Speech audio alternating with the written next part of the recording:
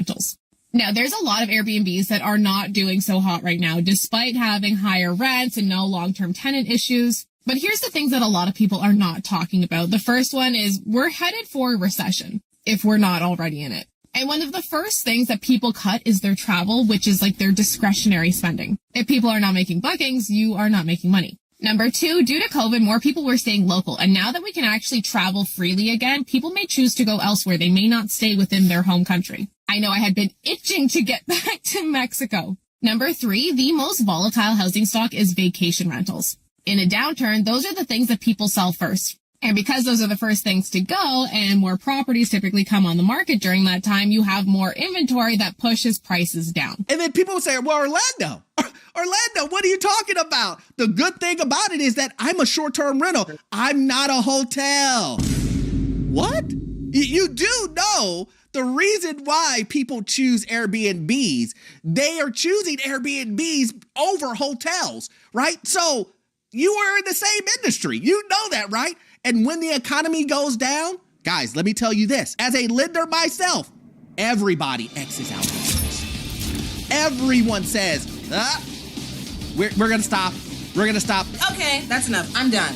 I promise I'm done. Our box is full once we get, 4 or 5 great hotels that we underwrite. Other than that, all the rest of them go to the wayside. You know the reason why? Is because hotels are hard. Let me say that again. Running a hotel is hard. I would not tell one person you should do a hotel unless you're ready for a hard, grinding job. It's not easy money. So when you throw that on top of an already hard job, which most people would consider being a landlord hard, why would you throw joining the hospitality industry on top of that? Make it make sense to me. Let's just do a real quick scenario. As a landlord, you have to run the credit of one person. But when you do an Airbnb, none. 40 people staying at your property, not one of them credit check. Not one of them a background check. Yeah. Who does that? So you're telling me that more inventory pushes prices down? Who would have ever thought that? Who would have said, there's going to be a lot of houses coming on the market because people could not afford it to begin with. People were buying things because of a fad. They weren't buying them saying, this is a long-term thing. They were buying them, trying to make a quick. But here's the thing. A lot of these people did not make the money. As a joke,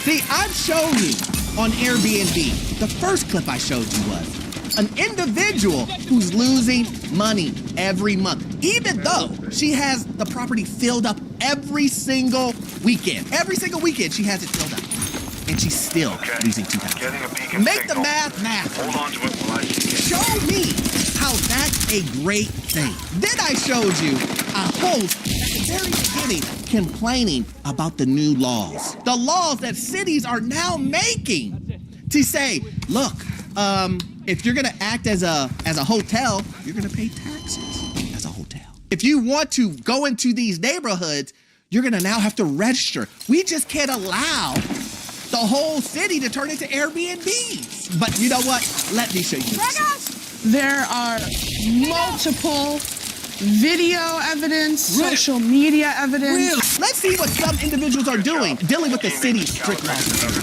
I'm up here at my Airbnb, glamping Hollywood Hills. Today is my last guest day before the business closes for good tomorrow, and I am absolutely a fucking mess today. I'm a fucking mess.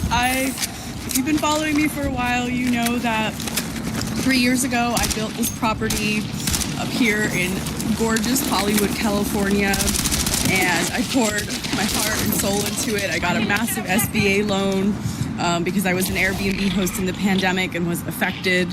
So I was granted that, and I built this gorgeous property. And it's just really sad. It's bittersweet. The business couldn't be saved. If you saw my previous video, I had violations with the Department of Building and Safety for up here. And to get it fixed, it would have to be torn down and rebuilt, and it costs a lot of money, and it's just a headache of something I've been fighting with for 7 months, so I don't want to do it. It's the right choice to close the business, but I'm grieving the loss today. Grieving the loss. Not only is she grieving the loss, but she's gonna take a hit on the SBA loan. It's gonna ruin her credit if she doesn't pay it back. Is she gonna pay it back, or is she gonna file bankruptcy? Is she gonna take out the massive $500,000 plus loan that she took out to build that stuff?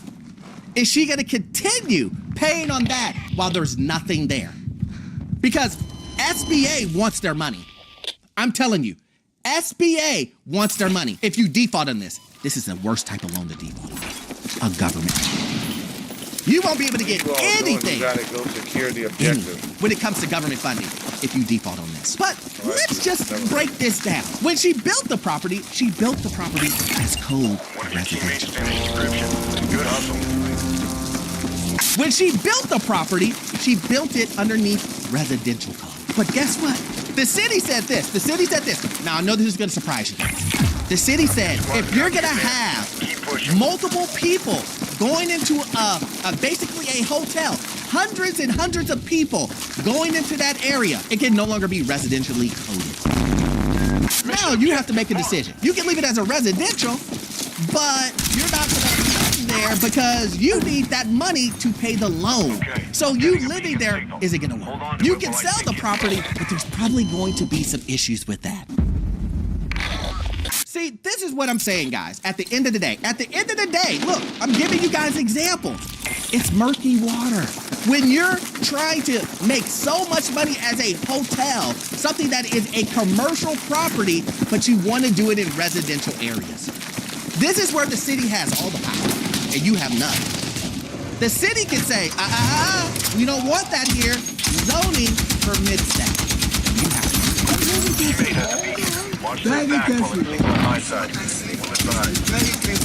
This is the reason why I said stay away, because the city wants their. Let's hear what some realtors are saying in the area about Airbnb properties. You might not know this, but the Airbnb market on the coast has been crashing out for a couple years now. There have been so many vacancies and so many empty rentals all over the coast, Florida, Georgia, South Carolina, North Carolina, that people are starting to freak out and they are all putting their homes and condo homes for sale. About 3 to 4 years ago, there were hardly any listings for sale under like $300,000 in Myrtle Beach, and now there's like 1,500 condos. How does she know? She's one of them. She bought into the Airbnb phrase too as a realtor. And so she is telling you from experience. But now you see, it's hindsight is 2020. When you look back at it, you go, well, that makes sense why this isn't working. It makes total sense. Who's gonna pay all of these expensive fees? And here's the thing, not only are you dealing with the economy going down, not only are you dealing with property values going down, not only are you dealing with cities being against you and regulating you can't be here. You have to pay a fee. And matter of fact, there's only a certain amount of Airbnbs we want in this area. So fight it out.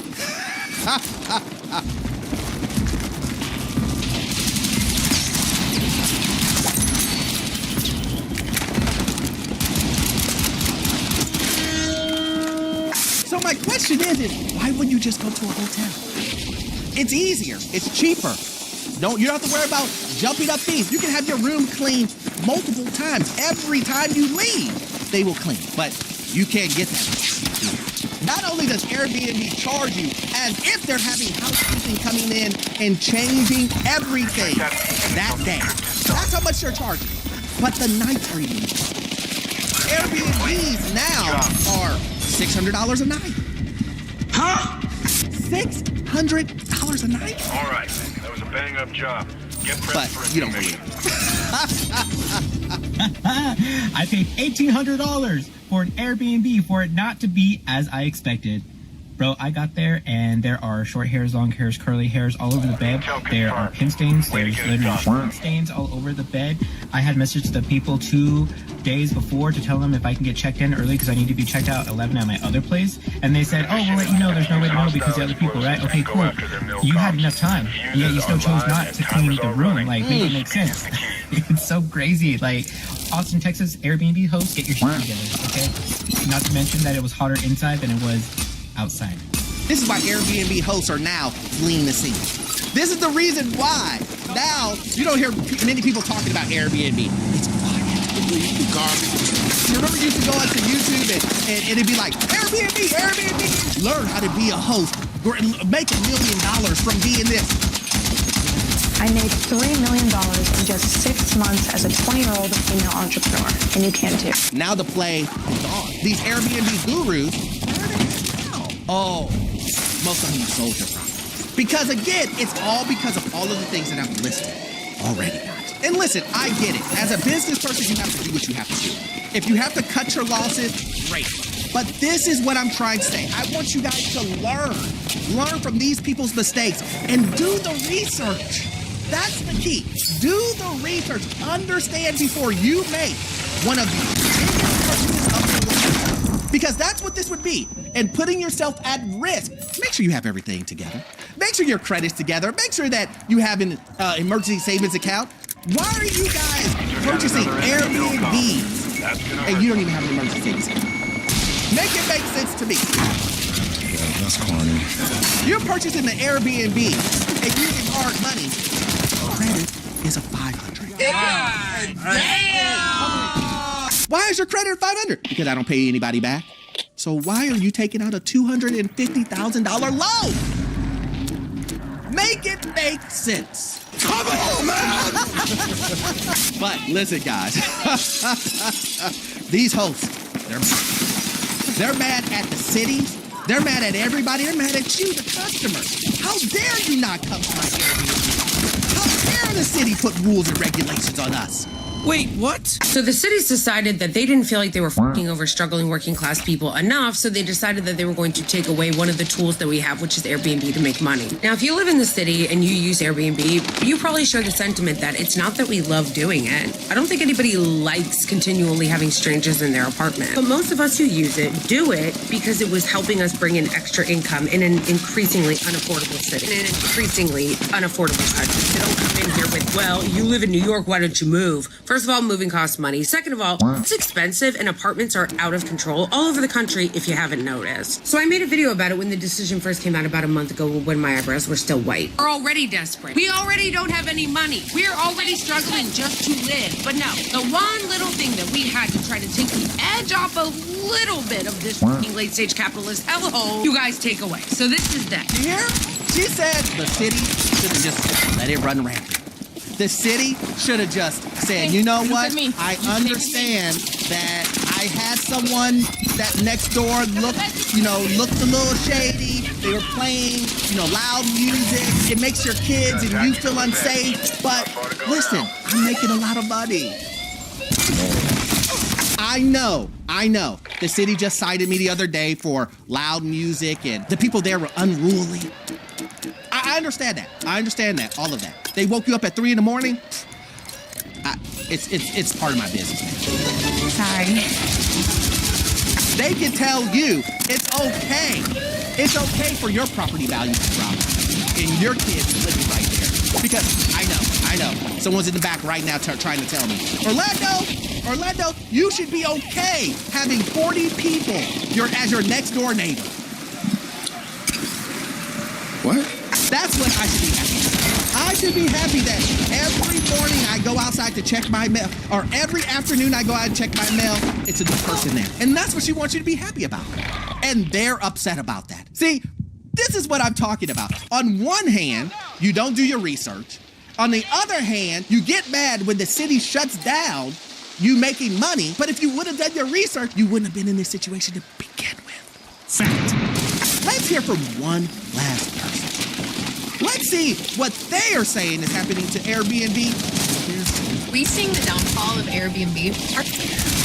Short answer is yes. You are starting to see the downfall of Airbnb. And a quick reason why you're starting to see a downfall in Airbnb, and a lot of hosts are asking what's going on, the simple answer is economics. We are entering what's called a deflationary market.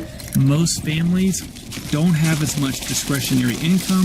Budgets are stretched to the max. Credit card bills are coming due. If worse, some are getting maxed out. What does that mean to you if you're a host, super host, and you have an Airbnb, whatever that looks like? Well, the first thing that gets cut in family budgets, you have to think of this for yourself, is vacations. So in short, if you run an Airbnb or you run a short-term type rental situation, things are going to get a little tight. You need to really scrutinize your numbers. And if you have a piece of property that's starting in negative cash flow, you really need to start pivoting and looking at the long-term market, or possibly even looking at selling that asset. Hope this helps. Yeah? Yeah, I mean, look, he said everything. Now, this is a realtor. So he's like, hey, you know, you may want to start pivoting. Right here, I'll sell it for you. I told you to buy that, and, you know, that you were going to make a ton of money. You know, it didn't happen, but you need to pivot, sir. And I got some people who will buy your house at a discount, of course. Oh, man. Listen, guys, listen. All seriousness, is that at the end of the day, you have to do your research when it comes to your finances. And I'm trying to stop you from making those bad decisions by, at least if you make that decision, you did a ton of research to get to that point. A lot of these people didn't do research on what would happen if a downturn happened. They didn't do research on what the city was trying to do. All they did was mostly take word of mouth and social media as proof of everything. And I tell you guys this all the time. I love how you guys listen to me, but please just do the research yourself. Also, you can listen to me, but also when you make the decision, do the research yourself. Use your eyes. A lot of times people will tell you something, but you will see something with your own eyes, and a lot of people will be like, well, I mean, he did say, but what did you see? What did you see? You're buying a property in your local area, you see for sale signs everywhere, and you go, I think Airbnb would kill it this year. No, it won't. So if you like videos like this, please join the Patreon. We do exclusive videos over there, guys. You will love it. Also, too, we all know that you won't get all of your information from this one video. I need you to watch this video right here. Yes, this one right here. It will give you information on the housing market, financial news, get you to your first rental property. I'll see you guys on the next one. Why the hell are you not buying a condo in Florida? Come on, now you worked your ass off your whole life. See, it's time. Right now, if you look here at these views, we've got a sunset. We're in Clearwater, Florida. Then we're on private Sand Key Beach, baby. And this is it. This is living. So we have 4 balconies. This one was built in 2005. It's a low-rise condo. So 2005 means not part of the Condo Safety Act. So you're not going to have all those assessments, at least not for a few years. So well, thanks.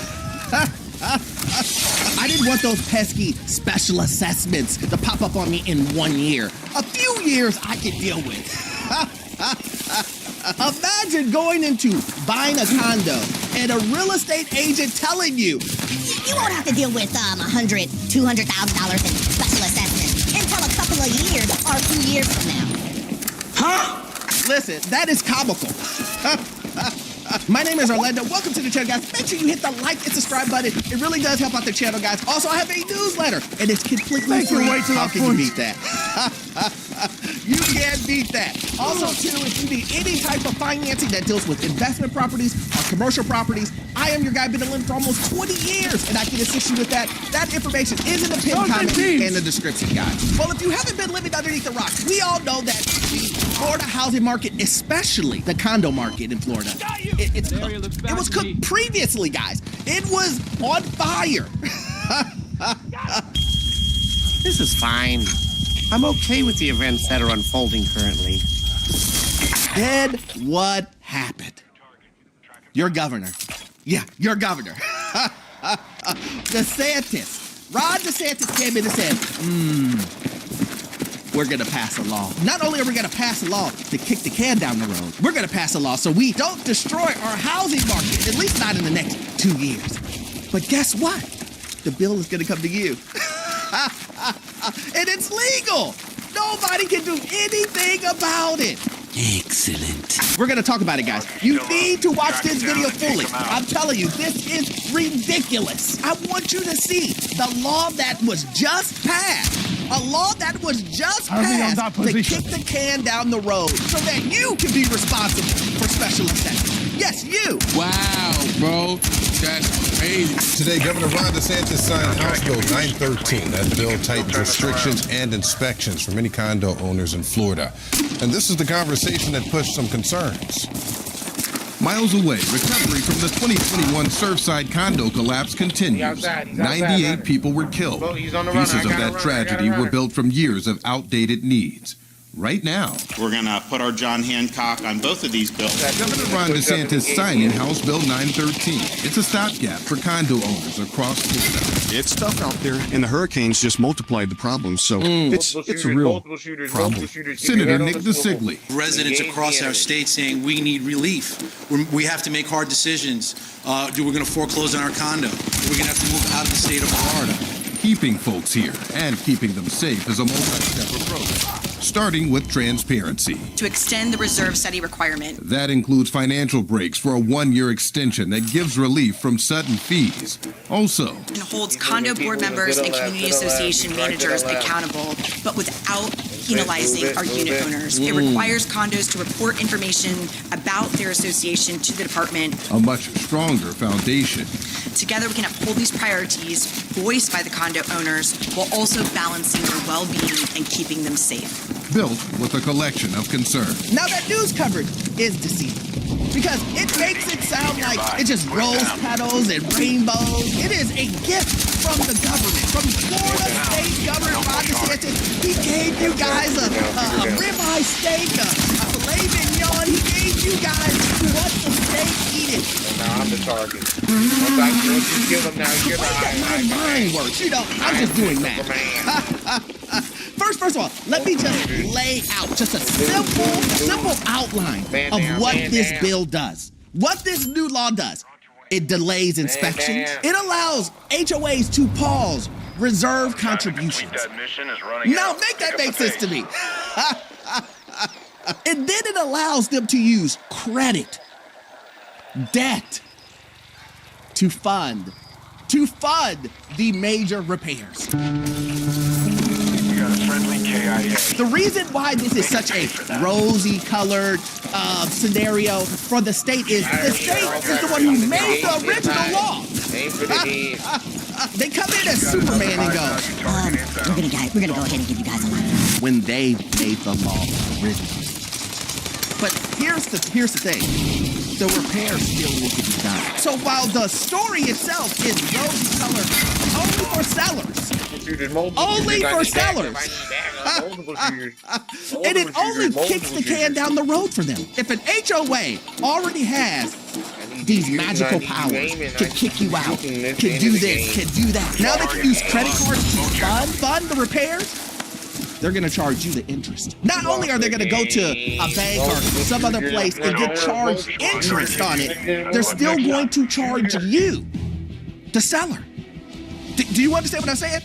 You are still going to get charged. Oh, come on! But here's the kicker for buyers. They won't tell you. They don't have to tell you now that there's a special assessment coming. Make it make sense.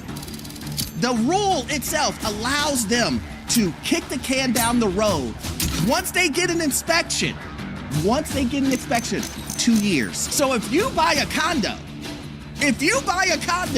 within that 2 years, they don't have to tell you anything. It's an evil world we live in. You can buy a condo today, in 1 year get a special assessment. So what do you think sellers are gonna do? What do you think sellers are gonna do? They're gonna sell their properties. Oh, and let me tell you what, they're not waiting. You don't remember the $200,000 assessments, the $100,000 assessments. You don't remember any of that. Well, let me remind you. Let me show you what sellers were saying. This was a couple of years ago, a year ago, 6 months ago. This is what sellers were saying before this law passed. Sleepless nights? Sleepless nights? Every night. I don't know where we're going to live or how we're going to live. Howard Konitz never thought he'd be in this situation at 79 years old. We can't afford it. We can't afford it. We're going to go broke. Konitz and his wife Sheila have lived in their 2-bedroom, 2-bath Williams Island condo for 10 years. The retired couple had their financial future all planned out. Elevator modernization. That was until they were recently hit with a special assessment. The total assessment for the apartment we're sitting in is what? Approximately $224,000. God damn! Did you hear that? $224,000. But let me guess what? With this gentleman, you want to switch position. You want to owe the $224,000. Oh, that's what you've been trying to do. Listen, if I knew that you wanted to burn money, why didn't you say so? But let me guess, you don't believe that these guys are doing that. Well, let's just go ahead and just take a look at Zillow. This gentleman said that they live on Williams Island. Let's just take a look at Williamsburg and see exactly what's going on here. They got plenty of properties for sale. Look at that. Who would have ever guessed? But let's just go ahead and just take a look at some of these. Oh, look, a property up for 1 day ago. We'll go ahead. This is Williamsburg. This is what the gentleman was talking about. He said he has 200-something thousand in special assessments. Well, let's just take a look. It says here, the property is up for sale for $1.2 million. And then when we go and take a look at the history, look at that. In June 1st, it was removed at $1.242,900. And then they put it right back on the market. What was this? Yesterday? Let me see if there's any special assessments on here. No, don't see anything about special assessments. So you're gonna take on the special assessment. You're gonna take on the HOA fee, and they don't have to tell you. Let me be clear about this. They do not have to tell you. He got cooked. Adrian, you didn't go down like that, huh? He got cooked. I understand. This is still not enough. Let's go ahead and listen to what some other people said. My condo in Miami Beach, HOA, was $2,600 a month. And sure, it was a nice condo, but all this doesn't constitute $2,600 a month in HOA alone. The HOA increased to this number after the tragic condo collapse in Miami. Prior to this increase occurring, I already had a rule not to buy condos as investment properties because the HOA can screw up your cash flow numbers or even your ability to rent the property. And I still stand by that, and this further cements that point. Even the guy who said, listen, I knew I shouldn't have bought here, but I went ahead and bought it, and it still ended bad. You need to follow the math, guys. That's all I'm saying. If you chose that you won't make money there, why are you buying the property? Come on, man! Why are you living on hopes and dreams and oh, my realtor told me. I said, if you buy a property or especially a condo in Florida, you must want to lose your money. Listen, I was very clear about not buying properties in Florida. And now, not only are the sellers rush to now sell you the property and then close their eyes and close their ears and say, I didn't know. And not only does the HOA not have to tell anyone anything until the deadline comes, because that's what they're gonna do. I'm telling you, the deadline has been pushed a year from now. They didn't follow the rules to begin with. So what makes you think that the HOAs are now gonna follow the rules? You gave them a whole year before and they didn't do anything. Now you're giving them an additional year and then giving 2 years for them to actually do anything. That's a total of 3 years, guys. Wow. Now, here's the thing. The HOA, again, will not tell the seller, and since the seller doesn't know, they don't have to tell you. We have been hoodwinked, bamboozled, led astray, run amok. You need to be convinced more that you should go burn your money. Let's go ahead and take a look. Miami, I know you guys are tired of not only these ridiculous condo prices, but as I'm shopping around for condos, not only is my mortgage estimated to be around $10,000, but they trying to hit me with $2,700 in HOA monthly dues. This is some criminal stuff, yo, for real. Here's another one that's a bit cheaper, around $940,000. Looks nice, good area. It's off of Northeast 23rd, $1,280 $151 monthly for HOA. Just to have a pool. And you think this is what you want? You want to switch places for somebody who's paying that? It's trash. And then you have to get in bed with the HOA company. Listen, I've done videos on that. That's a total different subject in video. But who wants to get into bed with the mafia? Do you want to get into bed with the mafia and then them shake you down and you can't do anything about it? That's what you want, right? You want the HOA to say, oh, we don't like you and we're going to put a lien on the house because you didn't pay us $2,600 a month. But you paid $1 million. You paid $500,000. You paid $400,000 for this condo. You put down your hard-earned money as a down deposit, but they could take the property away from you. This is America. Don't got you slipping up. Oh, you want them to turn your power off because they can control the utilities because you don't own it anymore. That's what you want. And now the governor has given HOAs. This is literally crazy. Are you people insane? And you think you're going to win. But let me give you a clear indication of what buyers are doing. Buyers now are saying, this isn't fair. You guys just signed this into law, and we didn't know that a special assessment coming because no one told us. Remember, this is exactly what I said would happen. I'm saying it in this video, and it's happening days after the law was released. Don't believe me? Let's take a look. I just attended a panel of the Broward Association, and the topic of today's meeting was the increase in number of lawsuits arising from the special assessment in condo fees. A lot of sellers are not disclosing to the potential buyers of the potential special assessment being implemented. So the buyer will come in, they buy it, they close on it. Then a month later, they're hit with a special assessment. So you can imagine the buyers are lawyering up and suing the sellers for not disclosing this piece of information that affects everything. Affects the pocket, affects the market. If you really look at the amount of numbers of listings in condos in the east side of Broward and Dade County, is insane. See, that's how fast this market is moving. This is what I'm talking about. Do you want to be a buyer who's switching places with this seller? No. Again, sellers are doing what sellers do. They're like, well, I don't want to pay $200,000, but you know who's jumping on the bandwagon too? Good old realtors. Good old realtors. They're fluctuated. Look, a couple of weeks ago, a couple of months ago, they were like, listen, guys, insurance and HOA fees, you got to drop the price. As soon as the new law dropped, what do you think real estate agents do?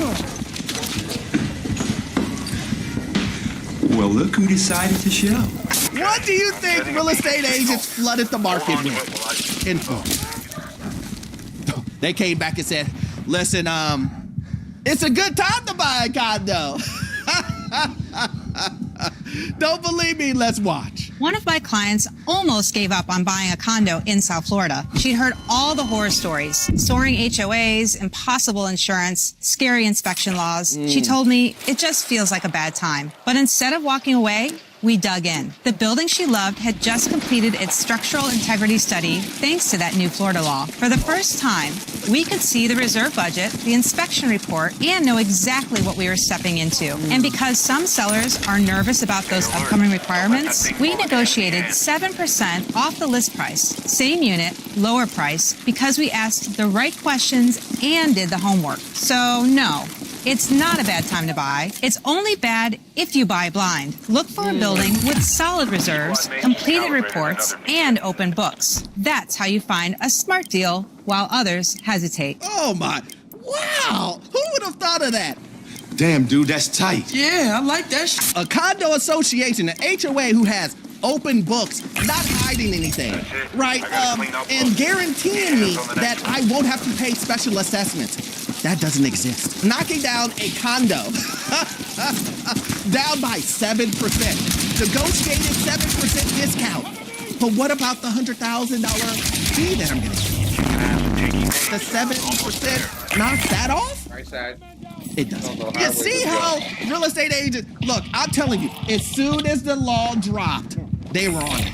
They releasing marketing materials. It's a great time. Forget about, listen, forget what I said 2 months ago. Get money. What am I trying to say at the end of the day? At the end of the day, guys, at the end of the day, you'd be crazy to buy a property in Florida. You'd be crazy to try to negotiate a property in Florida, a condo, when you know within 2 years you can find out a special assessment just out of the blue. That's what you're signing up for.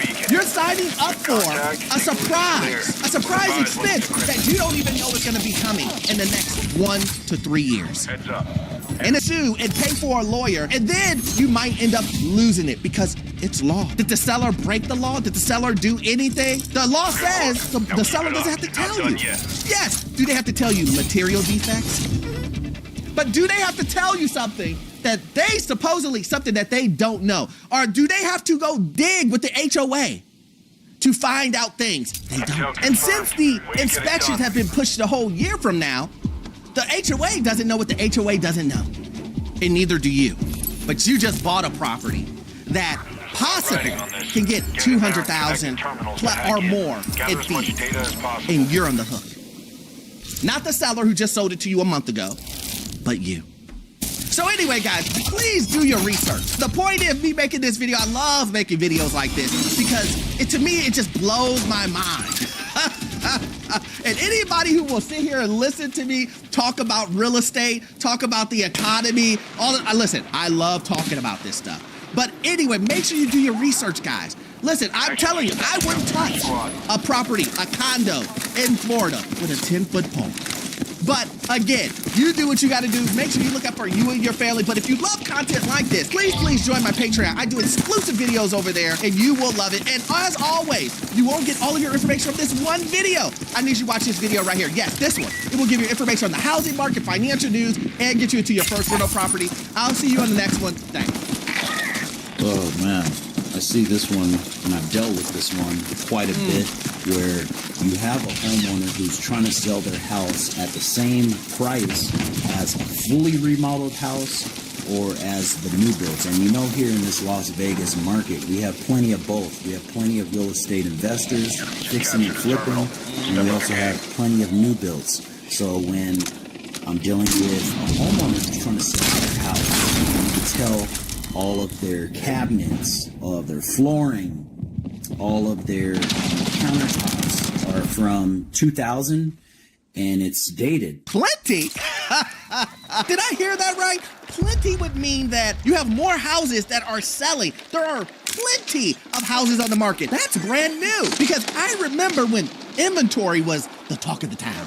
Hey guys, listen, I know all these guys are telling you not to buy a house, but our inventory is so low. You better buy now. You must think that I'm stupid. I wonder why sellers are believing that they can sell dated products and still get top dollar. Is it because real estate agents told them it would keep going up? My name is Orlando. Welcome to the channel, guys. Make sure you hit that like and subscribe button. It really does help out the channel. Also, too, I have a newsletter, and you know what I'm about to say. It's free. How can you be free? You can't.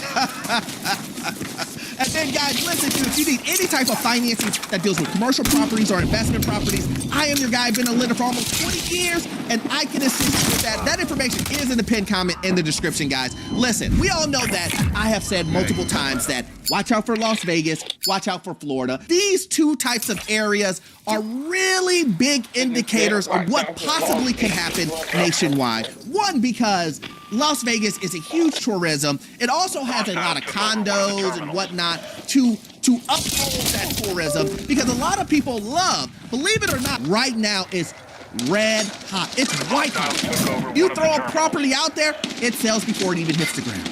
Sure.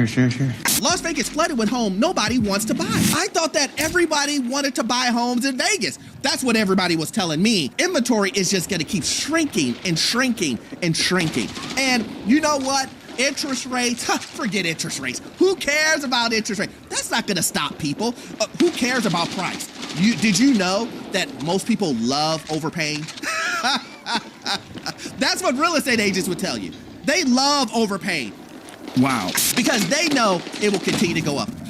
Okay, it says Las Vegas is now the fastest cooling housing market in the country as a supply of for-sale home grows in the face of dwindling demand from both investor and everyday buyers, including retirees fleeing the city. Did you hear that?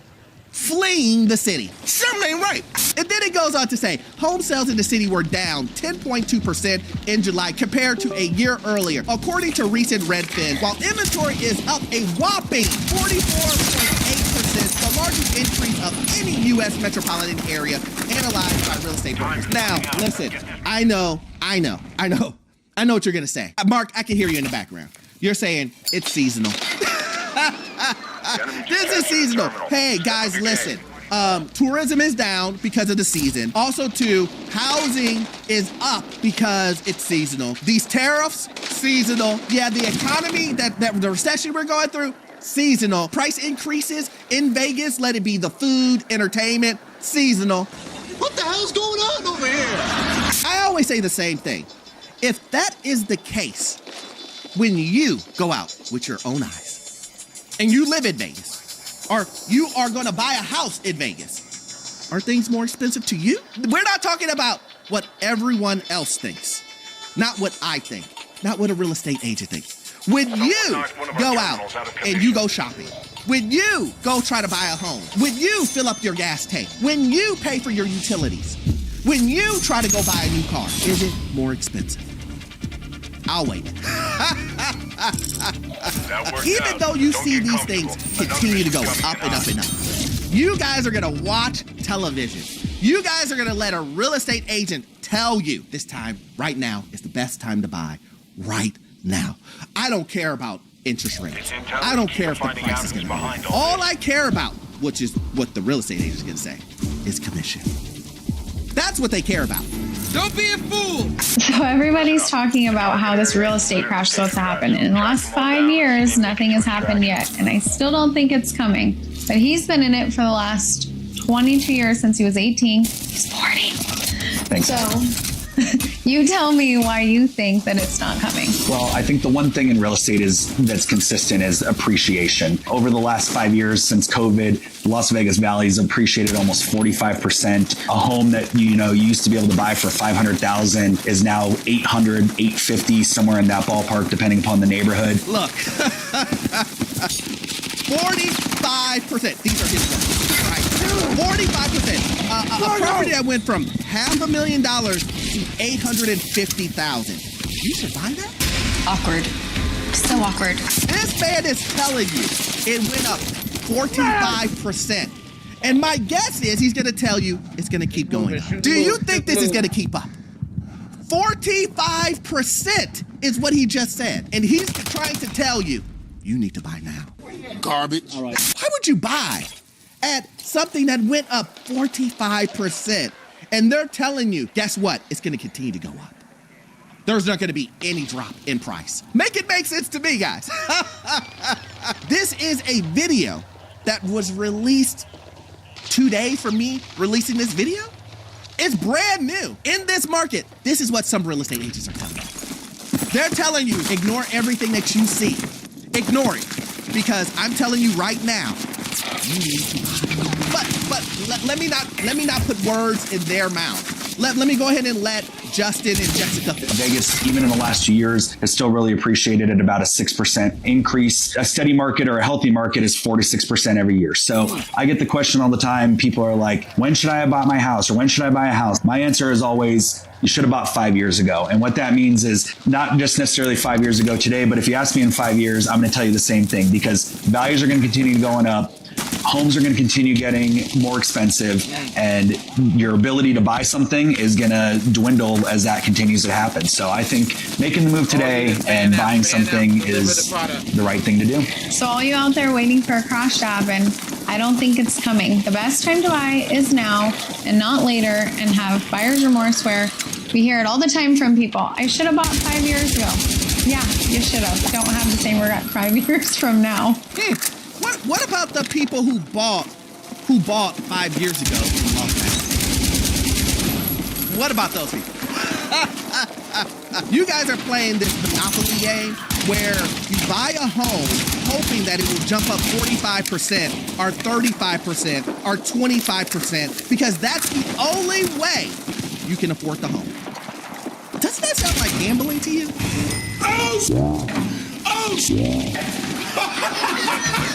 You're gonna put your biggest purchase of your life, and the man just said it went up 45%. And then he's telling you to buy today an increase of that 45% plus 6% every year. That don't make no sense. And he's saying this is a good time to buy. Buy at the height of the market. But buy at the height of the market. There's no way you will regret it once the price goes down. Let me guess. When the price drops, will you be able to call him? Will you be able to reach out and go, hey, real estate agent, my price of my home went down by, $80,000. Will is there any way that we can renegotiate this?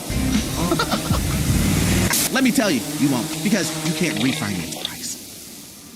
The price is the price. The only thing you can refinance is interest rates. Let me just knock home the point why this is such bad advice. Let's look at some of these crazy Las Vegas properties that just shot up in value in 1 year. So here's another example of how crazy the Las Vegas real estate market is. Take a look at that Las Vegas luxury home behind me. Now, this is a brand new construction home. You can see at the bottom of the screen, this home was sold at the beginning of January 2024 for just over $1,350,000. And they now just listed this home for sale for almost $2.2 million. That's over a 60% price increase in less than 18 months. I want to hear from you guys. Just by looking at that home, what do you think the final sales price should be for this home? 60% increase for doing nothing? It just sat there. It literally just sat there. Do you believe that the price should have jumped 60% to that location. Doing nothing? Literally just sitting. And this is the price that the gentleman previously told you, hey, listen, you better buy that now. You better buy this now because there's no way the bottom is going to fall from underneath you. That's a great idea. I'm with that. Just to be clear, real estate agents, everybody is gearing up for one thing. Rate cuts. You will start seeing all of these videos from real estate agents telling you rate cuts happen, rates are going to drop.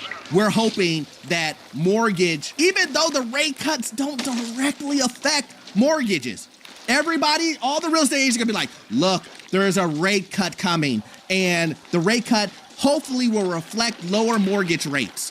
Hopefully. And if they do, let's say they go down, I don't know, let's just give you a 1% drop. It drops down to 5.5. Let's just say that. They're telling you that $1 million increase from that video that we just watched. Go for it.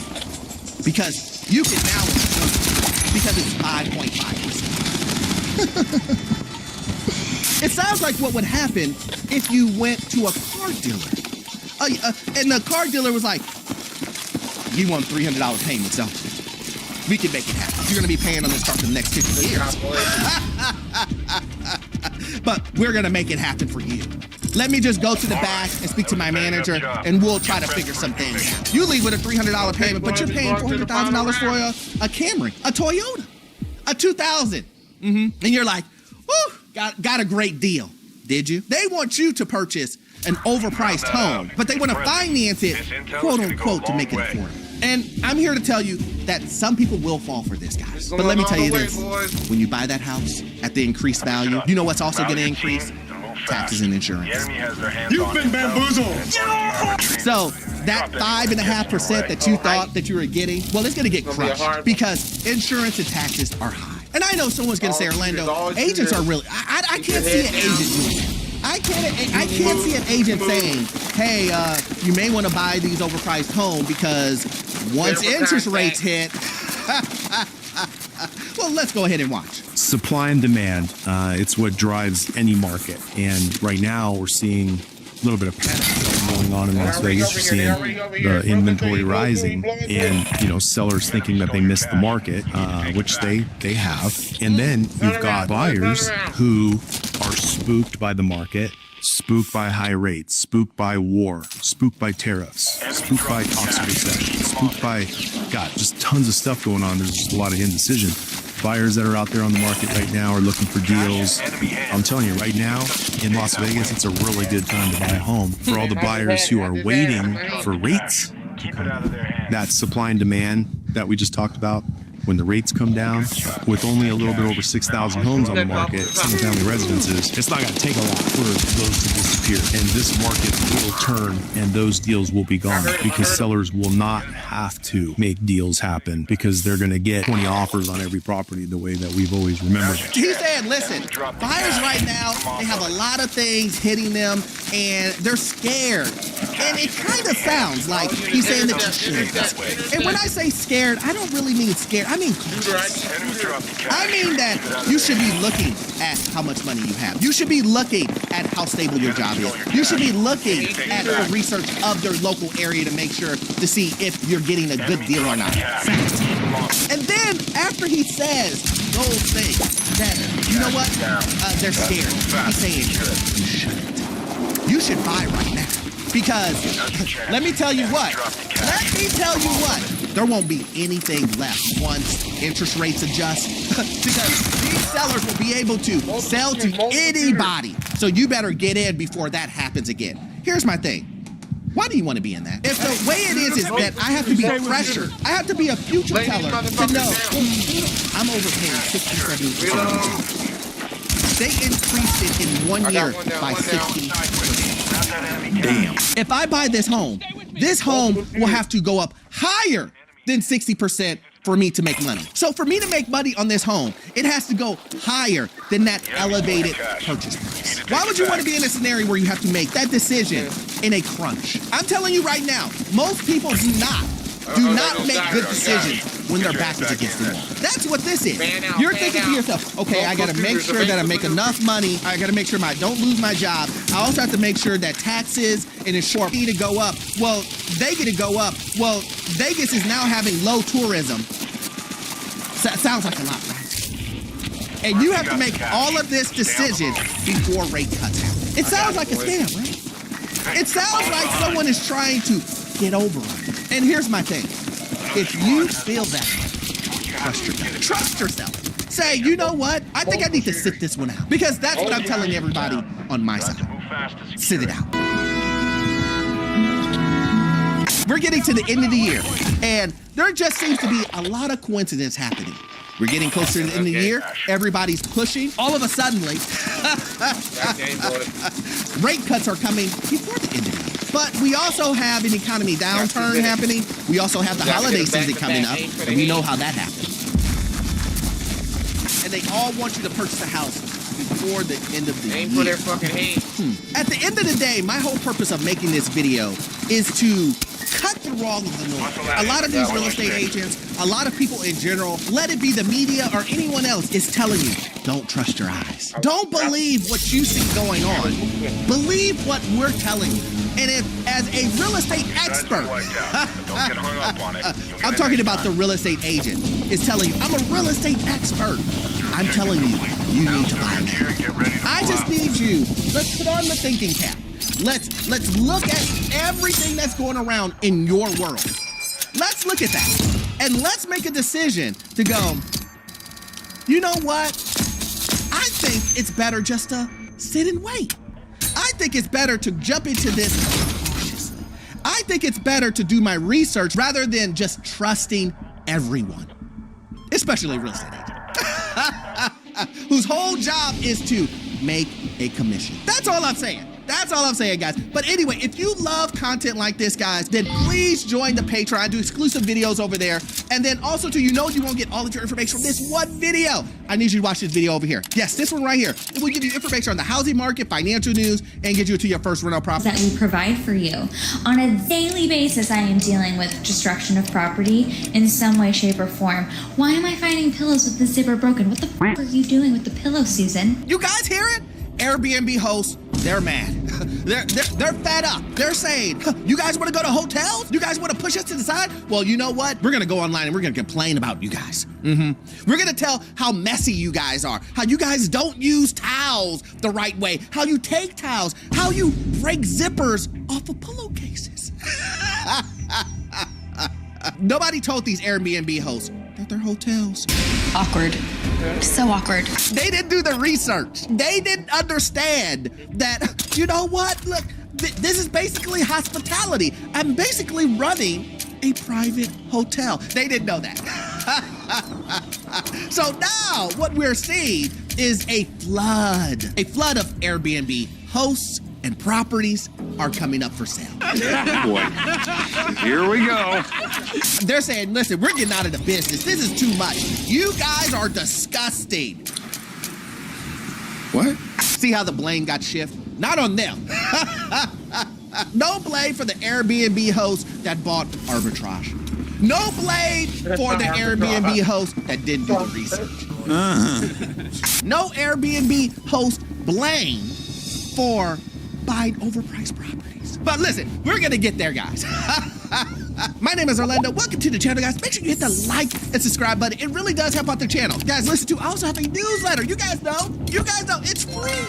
How can you be free? You can't. Also, if you need any type of financing that deals with commercial properties or investment properties, I am your guy. I've been a lender for almost 20 years, and I can assist you with that. That information is in the pinned comment and the description, guys. We're here, guys.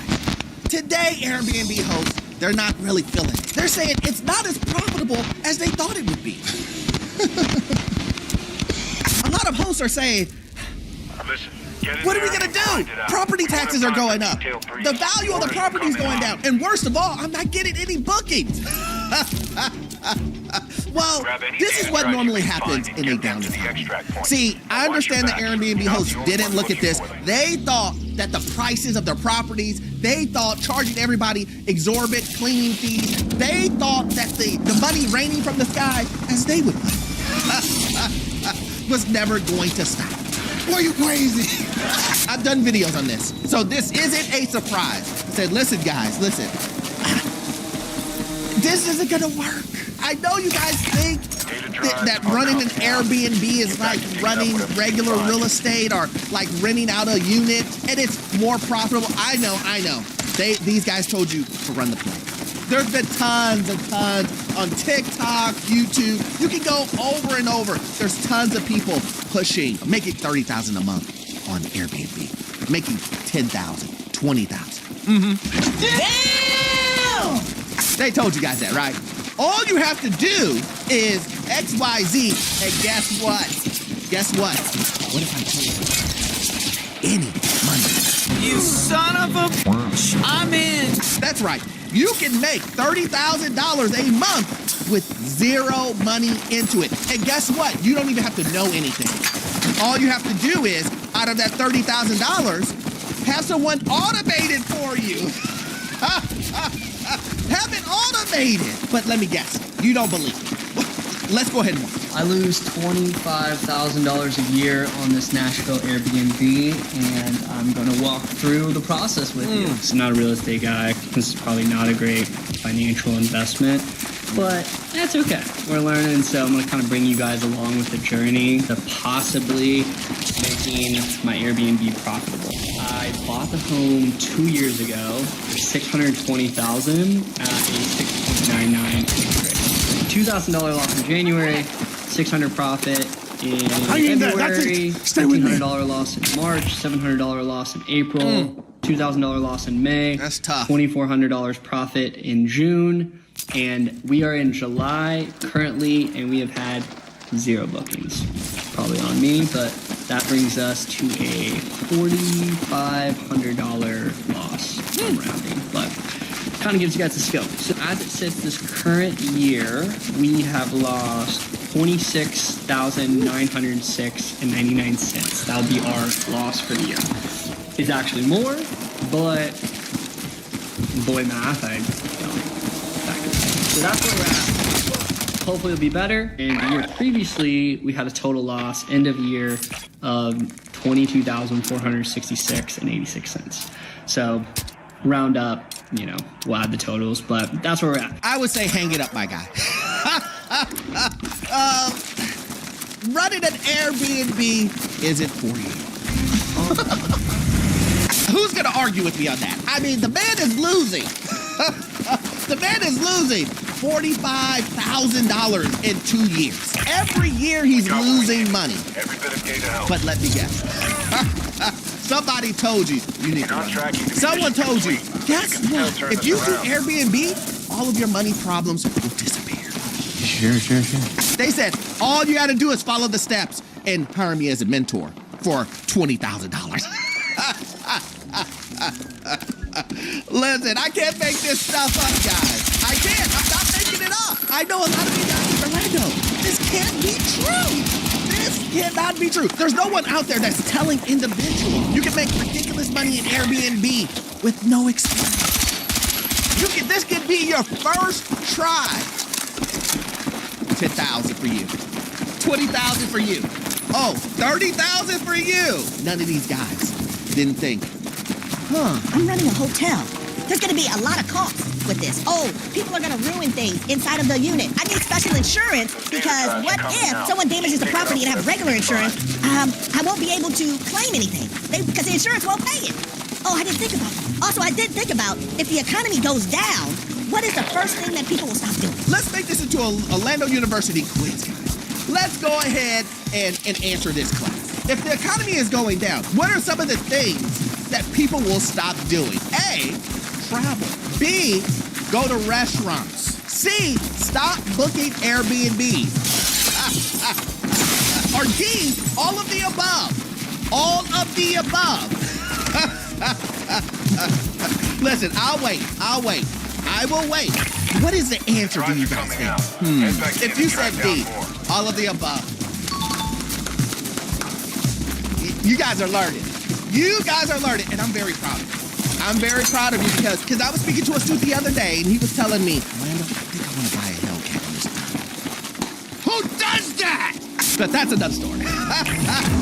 I'm just happy that everybody is. A lot of people just don't believe. Orlando, I've never really heard anybody who would give such foolish advice. Well, you know what we do on this show, right? You know what we do on this channel. You know that I'm going to show you the receipts.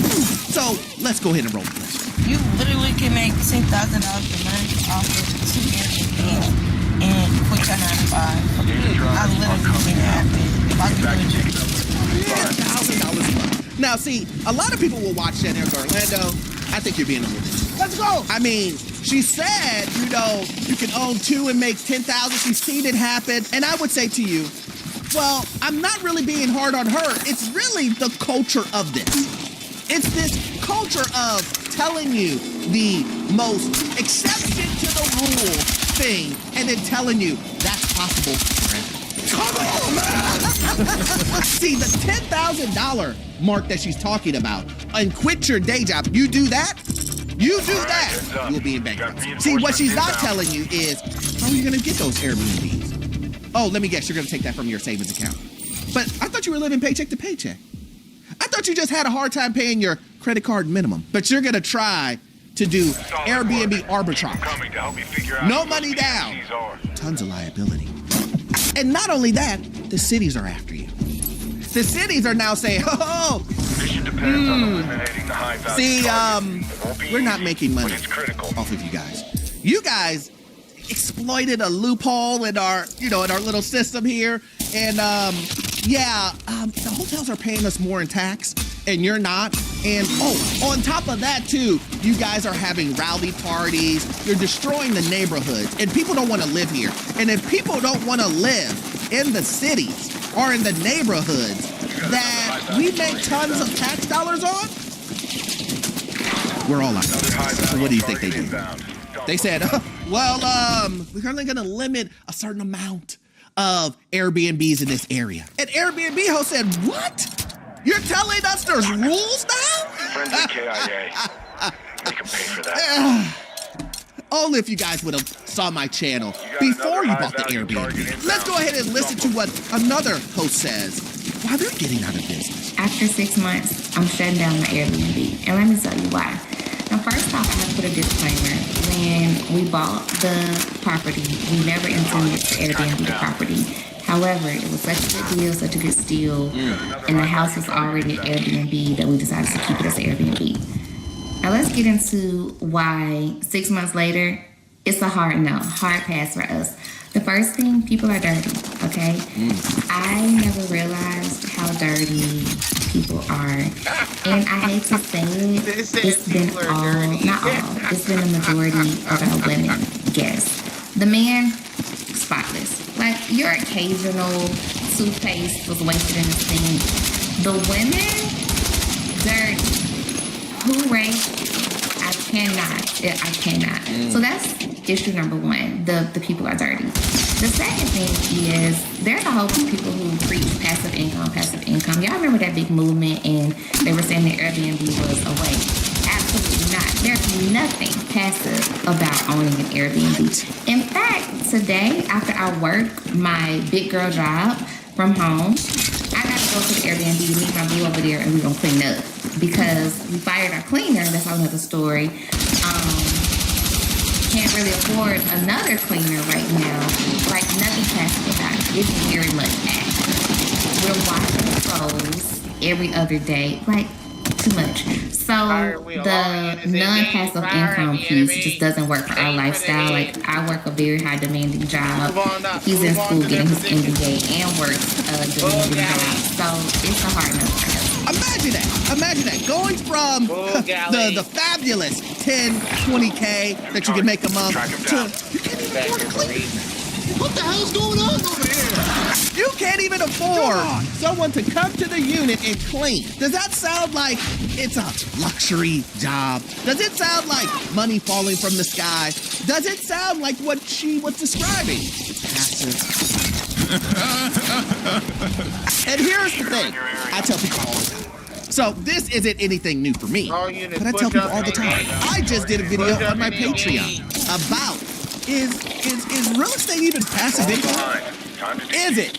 Is there anything that's passive income? If you're interested, just go to the Patreon. But people from my Patreon, they know. We just talked about this. And here's the thing. When you know the business at hand, you can know the risk. If someone would have sat down with any of these hosts and said, listen, I know you want to do Airbnb. And you think that you're going to make $20,000, $30,000, $40,000 a month from doing Airbnb because someone told you if you put a dartboard in the basement with a foosball table that everybody and their mom is going to want to come to your Airbnb? I know. They told you that these areas that you are doing Airbnb in, they would never end. People always come. Even during the recession, even during the recession, we had the most tourism that we've ever had. But you didn't even bother even looking that up. And now, these guys are in this position. And they're mad. They're coming online, and they're shaming you guys. They're shaming the hotel, the people who left Airbnb and went to hotels. They're saying, you guys are disgusting. Huh? And I understand it. I would be mad too if I was selling a property that was an Airbnb that I thought I was going to make tons of money on, but now I'm selling it. Now I'm losing money on an investment that I thought was going to make me $1 million. Don't believe me? Let's watch. Do you want to know what I've spent hundreds of dollars on over and over and over again after almost every stay at the Airbnb that I have? Not the nice artwork, not the expensive fake plants, not like cool souvenir little trinkets that I have out. Target bath towels, washcloths, and hand towels. I put out 4 for a group of 4 that were coming. They're all gone. They're like, I'm pretty sure they're $10 for a TikTok. I don't understand. Like, am I missing something here? Yes, you are, man. And allow me to intervene here and give you some advice. A tip, right? Let's just call it a tip. You are running a private hotel. Imagine wanting to make $20,000 a month, but complaining about $10 times. Look, they haven't reached it yet. This is like I would say,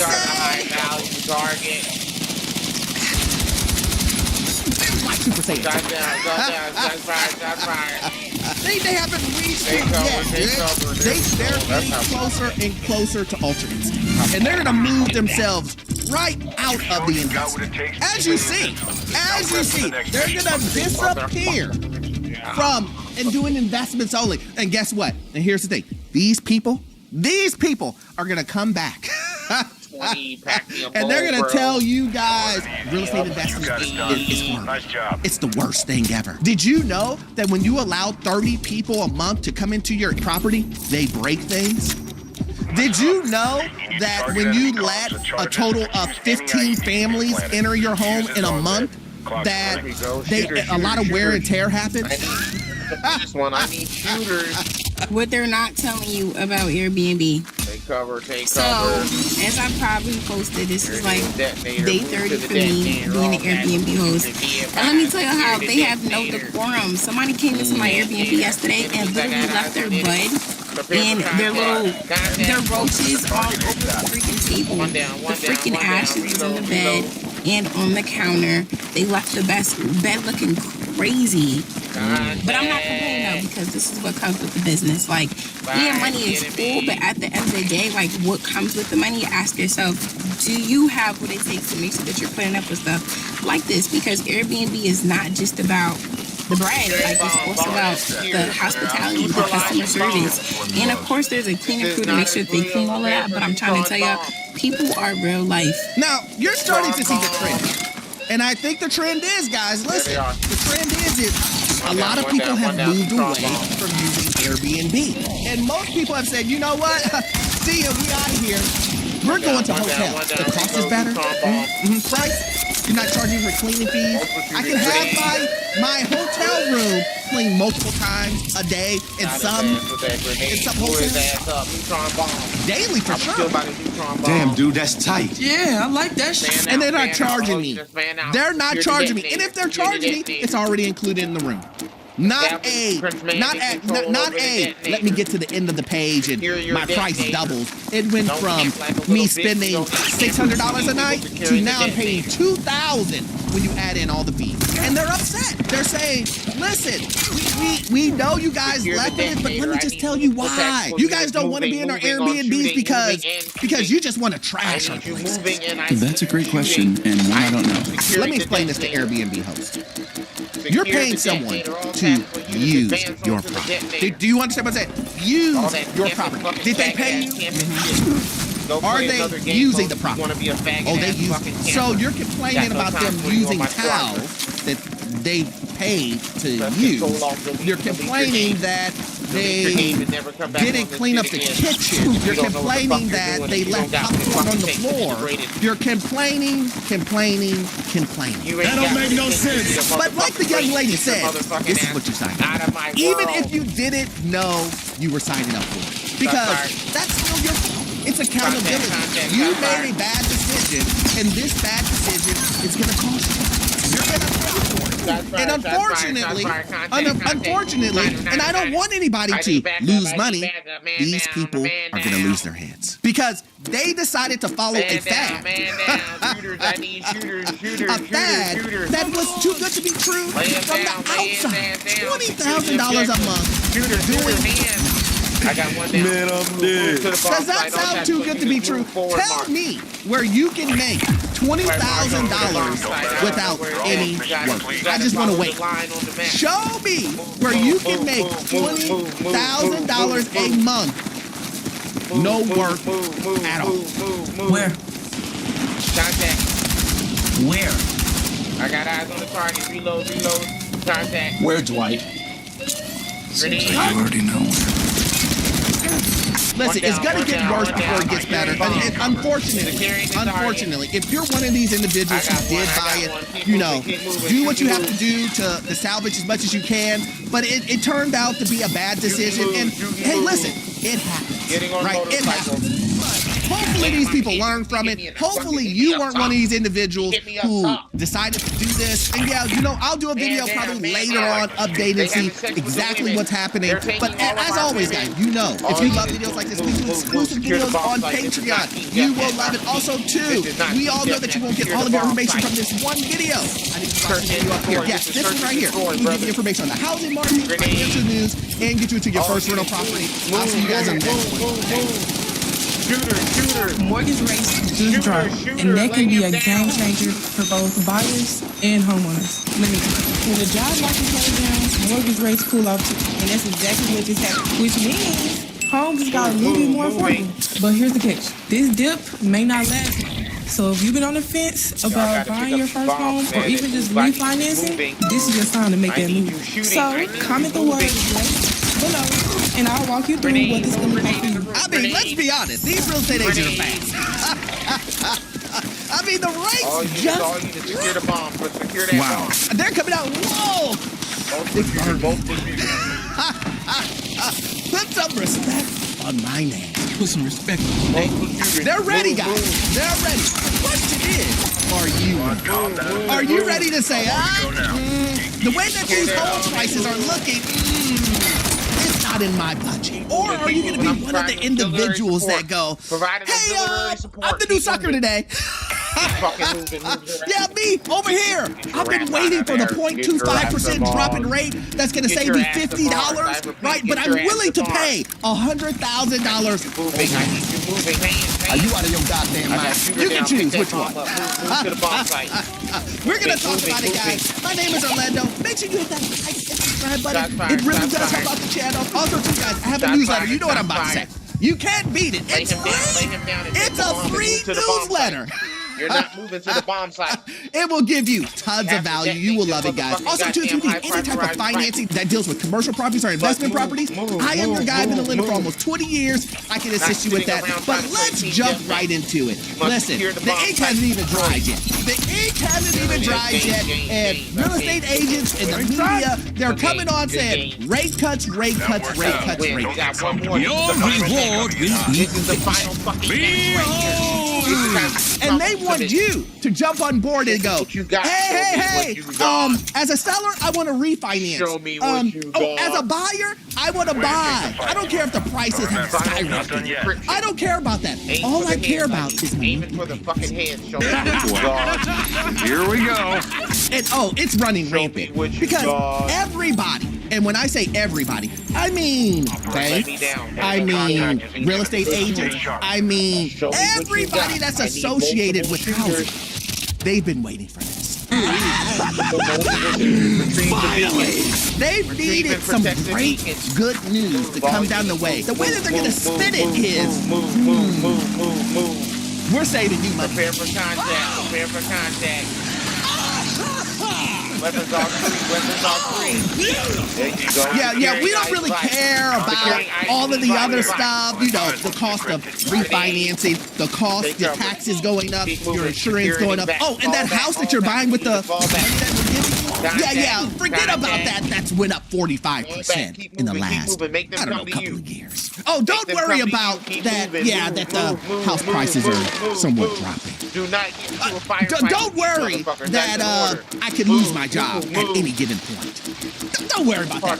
The economy's great. You motherfuckers are standing still. But listen, guys, you don't have to take my word for it. Let's go ahead and just listen to some of the little bit of autism, huh? That is out there right now. With encouraging news, mortgage rates are falling. With the 30-year fixed rate now at its lowest point in nearly a year. This is good news. Here with everything buyers, sellers, and owners need to know, NBC's senior business correspondent Christine Romans. Christine, so what are we hearing about these mortgage rates? The housing market has been in a deep freeze for about 3 years. Signs of thawing, maybe. You've got these mortgage rates falling a bit here. 11-month low, 6.29% is the 30-year fixed. 15-year fixed, 5.7. For some perspective, back in April, it was like 7.5% for a mortgage. So that's some significant savings if you are able to lock in a lower mortgage rate here. But still, affordability has been a real problem for a very, very long time. You've got most zip codes, frankly, people with median income can't afford to buy a house right now. So we're hoping this is a movement in the right direction. Meanwhile, next week you've got the Fed Reserve that's meeting, and it's widely expected that they will cut that key benchmark rate. What could that do to the housing market? In part, these mortgage rates are falling in anticipation of the Fed cutting those rates, but maybe it'll be the first in a series of rate cuts, and that would be good news for the American housing market. Again, a housing market that has just been frozen solid. Now, I really want you to listen to what this lady was saying. On the one hand, she's saying housing is continuing to be unaffordable. It's been frozen. Hopefully, the affordability crisis is getting better because of interest rates. Now, listen. You don't have to trust me. I understand. She's on Today, News America, Morning America, whatever it is. She's on the Today Show, right? And she's explaining to you affordability in the terms of interest rates.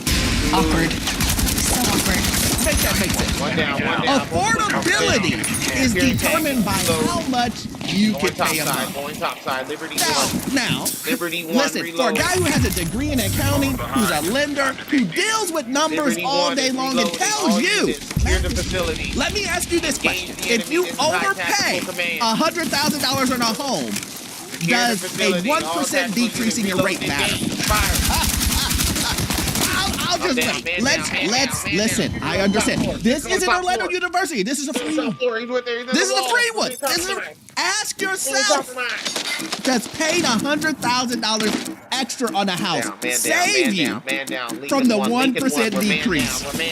No. Now, I know what some of you guys are going to say. Orlando, listen, maybe the interest rate cut isn't for the individuals who are buying houses.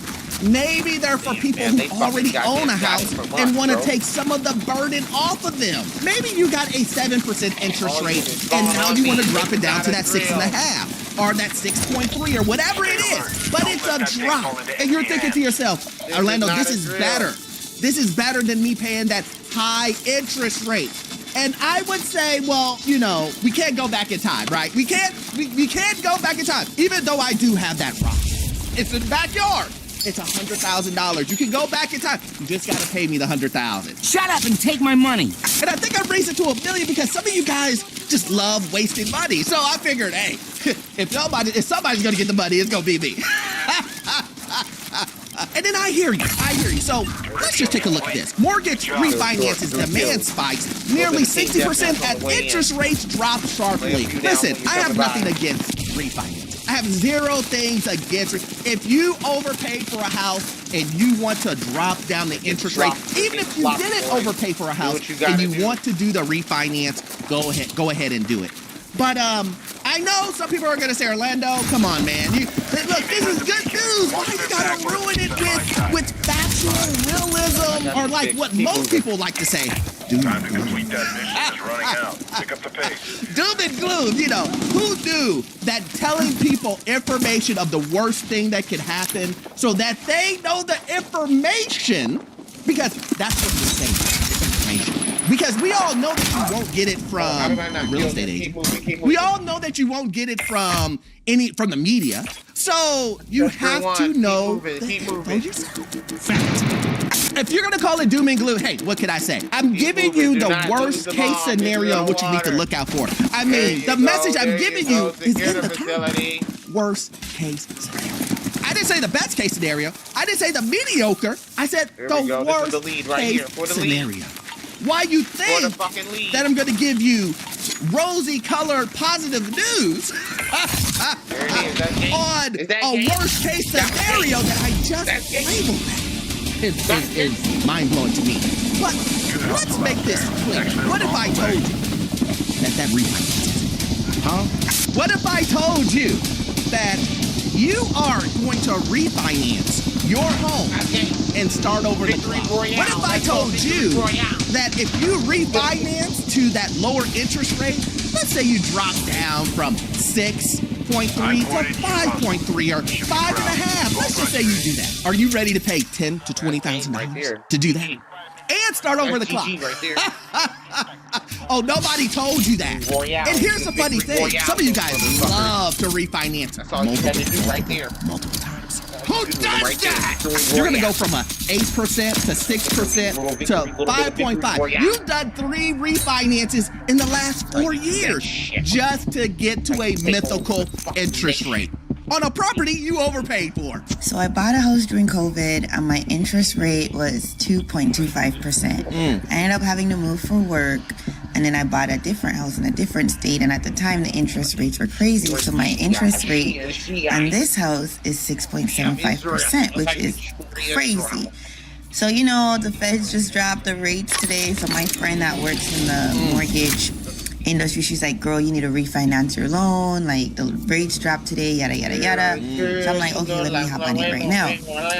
I spent 40 minutes out of my work day talking to these people, called 2 places, and y'all, are these people out of their cotton picking mind for my mortgage to decrease by $150? The closing cost on my loan is $16,000. I literally did not hang up the phone quick enough. I was like, oh, gotta go, thank you. Like, are they crazy?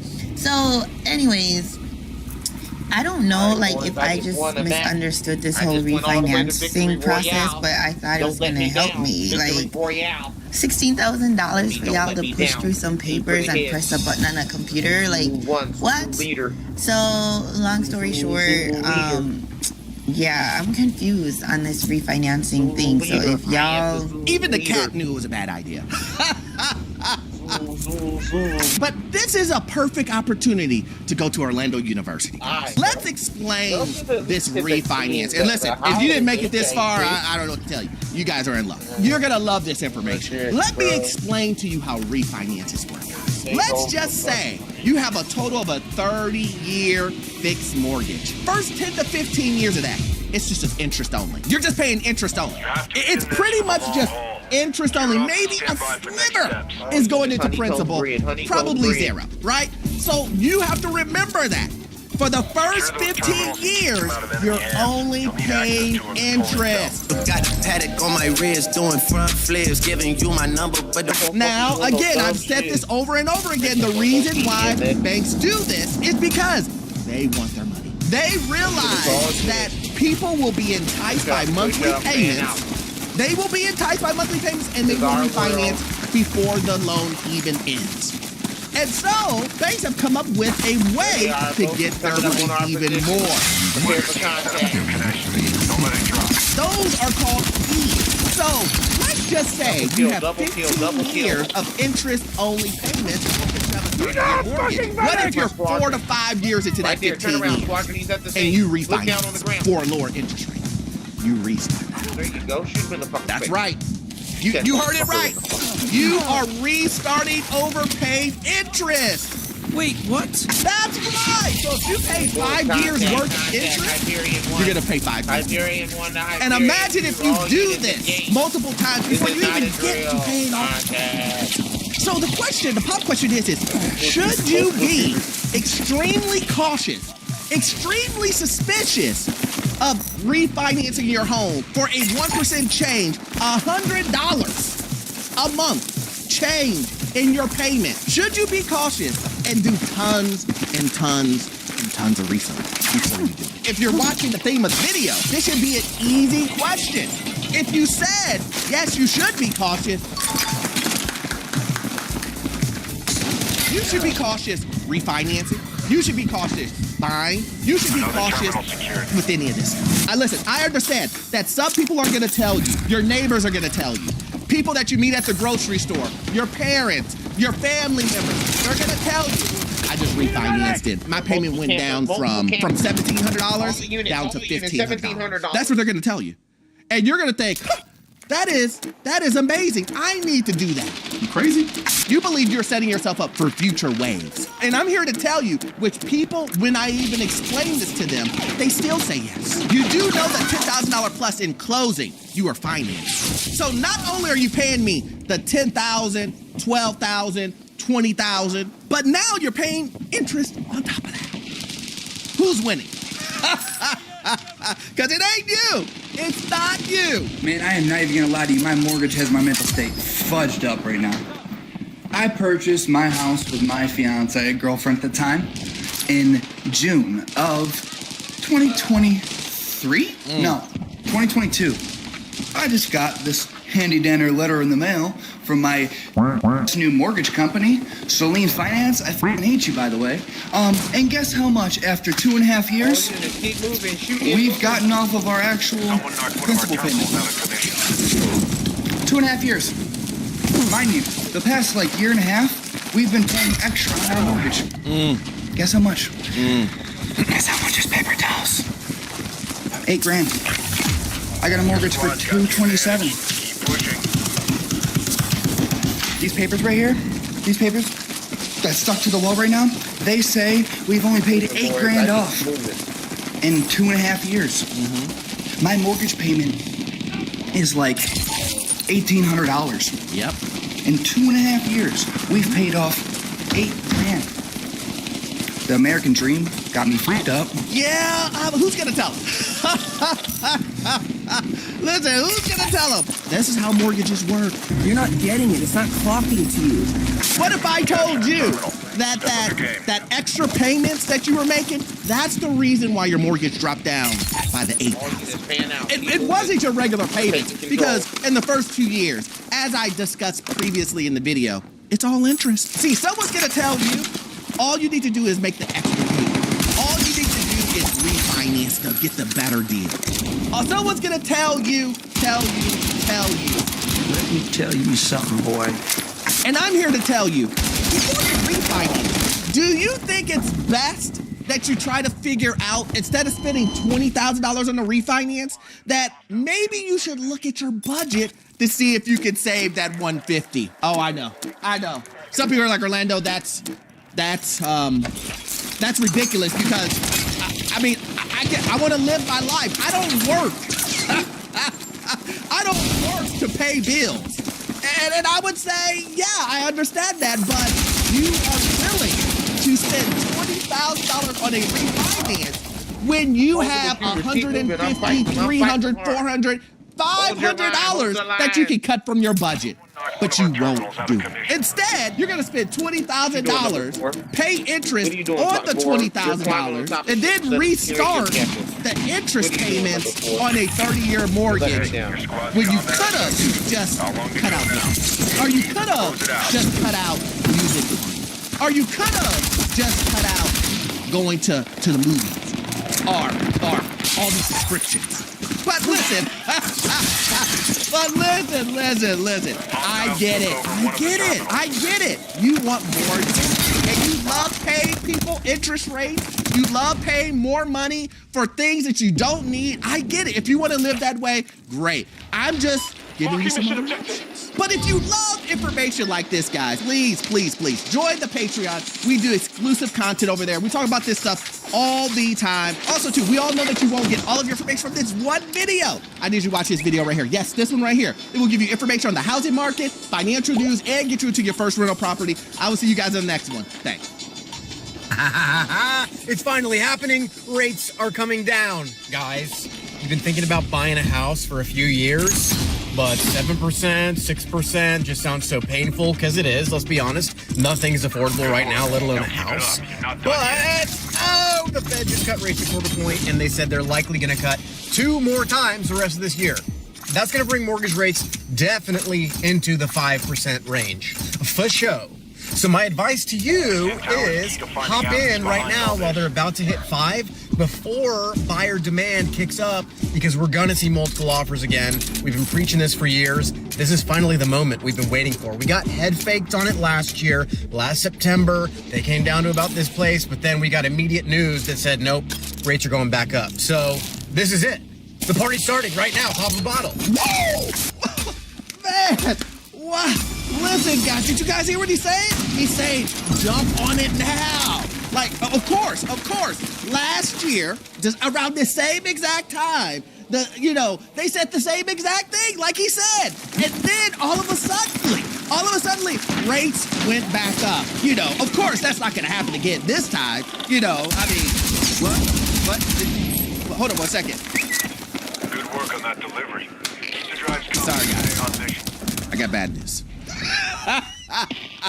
I'm just going to go ahead and pull it up. Why mortgage rates are actually going up after the Fed cut interest rates. And if you look at this, it says September 18th. It happened again, guys. Can you believe that? Can you believe something that happened in the past, that we're still in the same pattern? It happened again. And again. Look, guys, I can't make this stuff up. I can't make it up. Listen, guys, we're going to talk about it, guys, because it seems like everybody is back on it. Then check this out. Ready now? Everybody is back on it saying, you better buy a house. And I'm here to tell you, you shouldn't buy a house. Or at least you should do tons of research. But we're going to go over it, guys. We're going to go over the details of what sellers are now saying in this market, why they want to pass the buck on to you, and why you should be suspicious. My name is Orlando. Welcome to the channel, guys. Make sure you hit that like and subscribe button. It really does help out the channel, guys. Also, too, I have a newsletter. You know what I'm about to say. You know what I'm going to say. It's free. How can you beat it? You can't. And then also, if you need any type of financing that deals with commercial properties or investment properties, I am your guy. That information is in the pinned comment and the description. Let's go ahead and start this, guys. We know that the economy is going down. The economy is in a very bad area right now. It's transitioning to a recession, guys. If you don't see the signs, go to your grocery store. If you don't see the signs, go to the gas station. If you don't see the signs, try buying. So we don't have the capacity. That's right. Do all of those things. You can stop me in at any one of those places and tell me prices haven't moved. Oh, don't even include jobs. Don't even include trying to buy a car. Don't even include everything else is super. Help me get over to that way for me.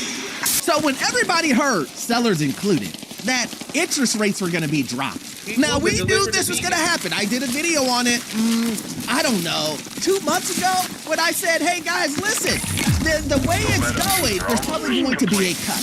But that cut should not mean anything. You know why? Because we care about price. Goddamn right.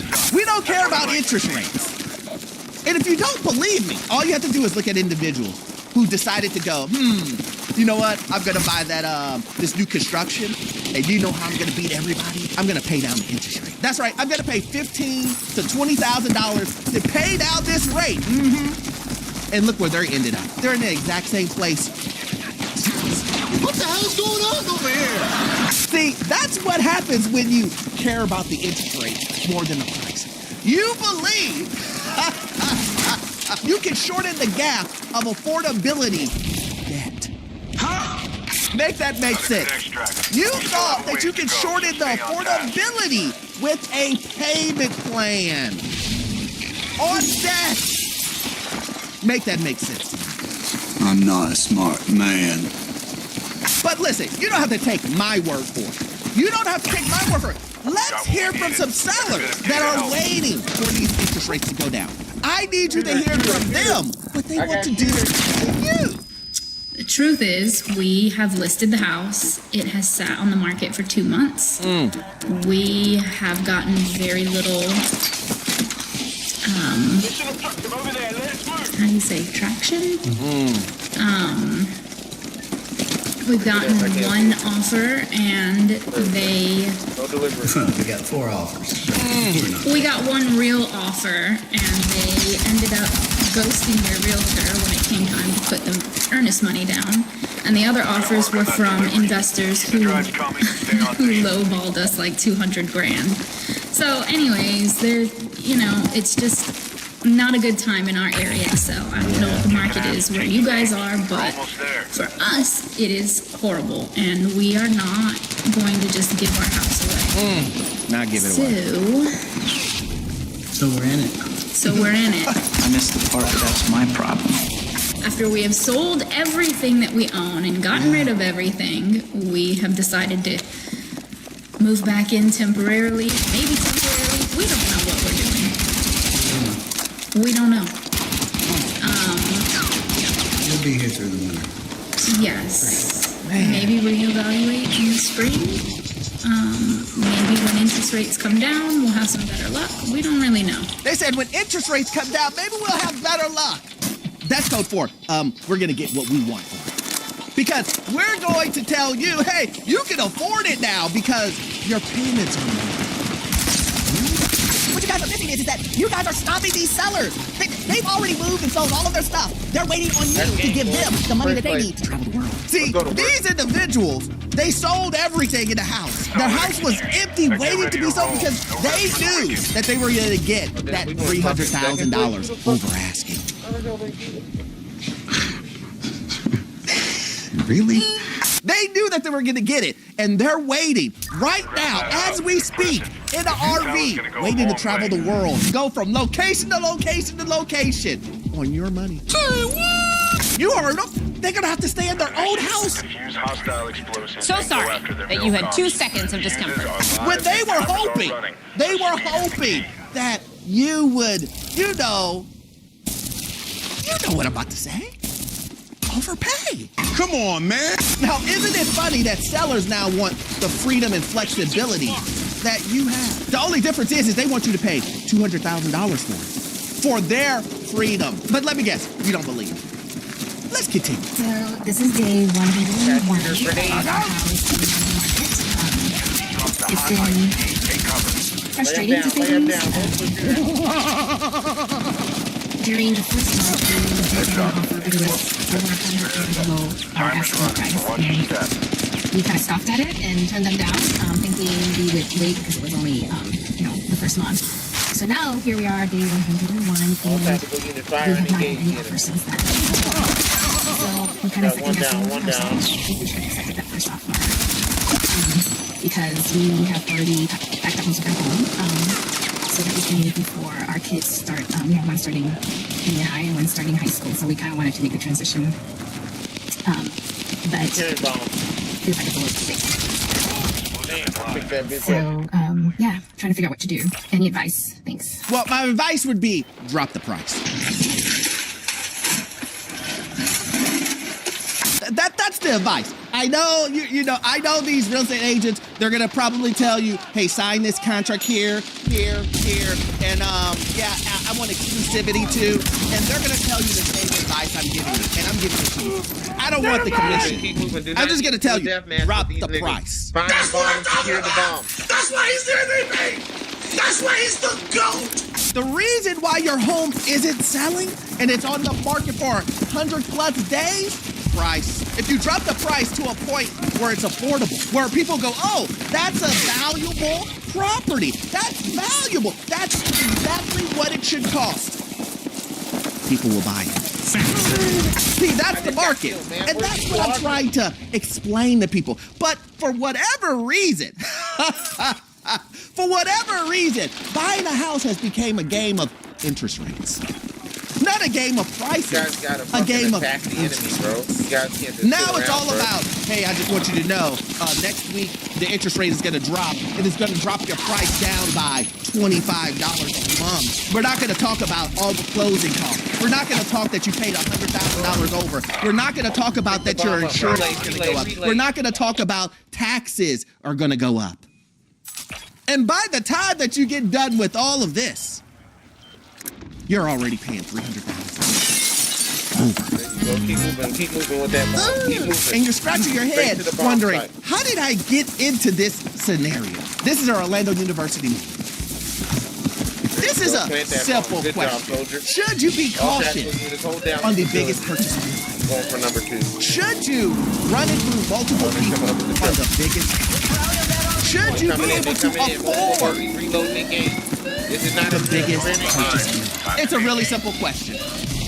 Really simple. Did you say yes? Did you say you should? Now, I know some people are going to say, well, I mean, if the monthly payments, get out. Get out. You're willing to pay over for monthly. But here's the thing.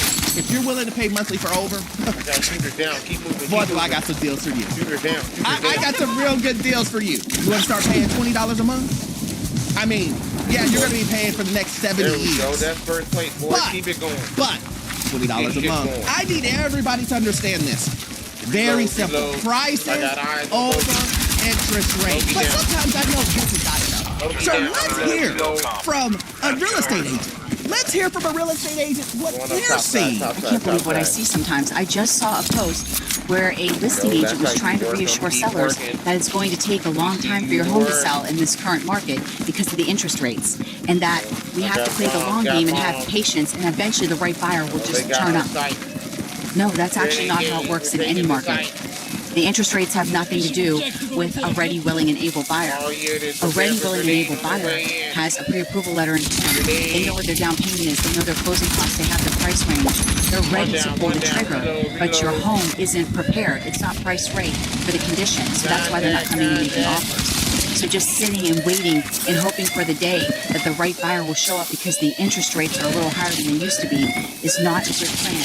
And say that 90 days passes and then 120 days passes. What's plan B? Now what? What if the buyer doesn't come? Listen, guys. Listen. What she's saying is true. Somewhat. One of the things that I just want to add on to, it's not taken away that she's saying what her message is wrong, right? I just want to add on to this. The reason why these realtors are speaking that way is they want uneducated buyers. They want uneducated first-time home buyers or home buyers in general. They want individuals who care more about interest rates than they do about prices. Because you can sell interest rates. It's a game. Not only is it a game that goes up and down, but the real estate agent does not control it. So that even makes it even better. It makes it even better for them. They just go, well, listen, I'm not in control of it, but what I hear, I got my ear to the ground. Yeah, he's not waking up looking at interest rates. He literally just got off his job. See, they want uneducated individuals. That's what they want, right? They don't want individuals who's going to fight them on price. That's too tough. That's too hard. Who wants to go in with conflict? And see, what you guys don't know is that every industry and every market has someone that's going to be, that's considered the scapegoat. Let me just give you an example. In my area, in the Midwest, right? We say as an investors, it must be a California investor. Now, the reason why, it may be different in your area, but the reason why we say that here is because people from California will just throw money at something without doing it. Do you want to be a California investor? If you are in the mood to lose money, you can do it right now. If you love overpaying for things, today is your day. But anyway, guys, listen, I can talk about this all day long. The point of this video is, again, it's going to get worse before it gets better. We have to deal with the fundamentals, especially in this market, guys. But if you love information like this, please join my Patreon. We do exclusive videos over there. You will love it. Also, too, we all know that you won't get all of your information from this one video. I need you to watch this video right here. Yep. This one right here. It will give you information on the housing market, financial news, and get you into your first rental property. I will see you guys on the next one. Thanks. We don't really talk about this, but at least I haven't heard people talk about this, but I really don't like being a homeowner. It's not fun. You gotta pay for everything. Like when I was renting, some break car maintenance, I come and send somebody down, whatever. Like, I really don't enjoy this home ownership stuff. It's too expensive. When something breaks, you gotta scramble the money, you gotta pay home association and condo fees and all this stuff. I don't recommend being a homeowner in this economy right now. Homeowners are regretting it. Move, shoot, move, lag. Listen, guys. I tried to tell them. I tried to let people know. I tried to forewarn them. I tried to say, listen. You may not. Shoot, move. Multiple bogeys, high designated target. You got a KIA. New target. Track him down. Target. Damn, bro, I'm fucking lagging wicked. I don't ever fucking lag, man. What's going on? I'm going too hard.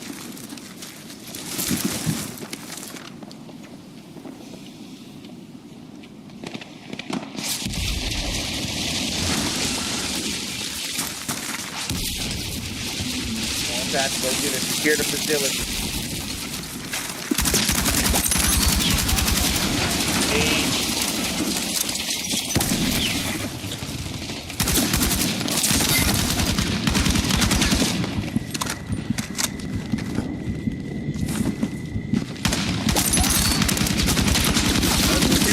Multiple shooters down. This is our world. Reload and engage.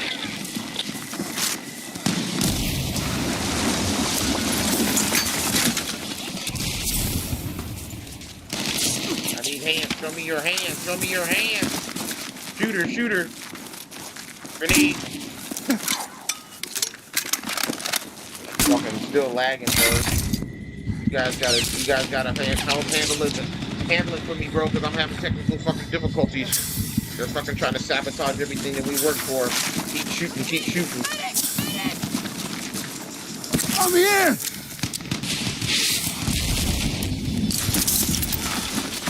Come on! Shots fired.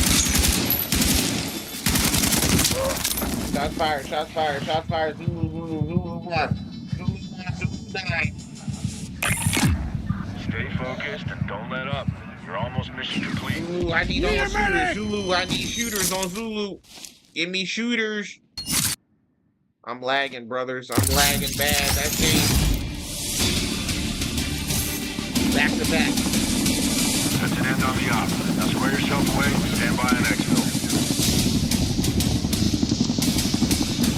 Remember your fucking training.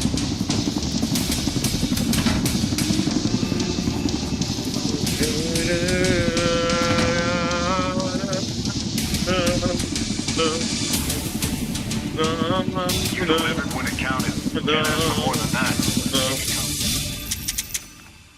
That's how you do that shit, boys.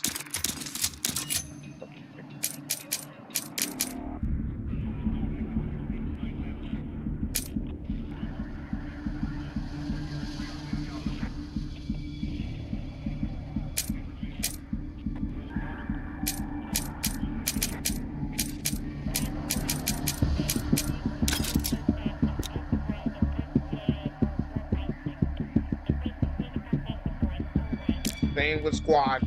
I'm staying with you, brother. I'm with you, brother.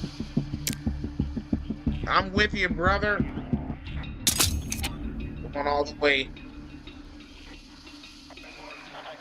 There's back-to-back victories. Back-to-back victories.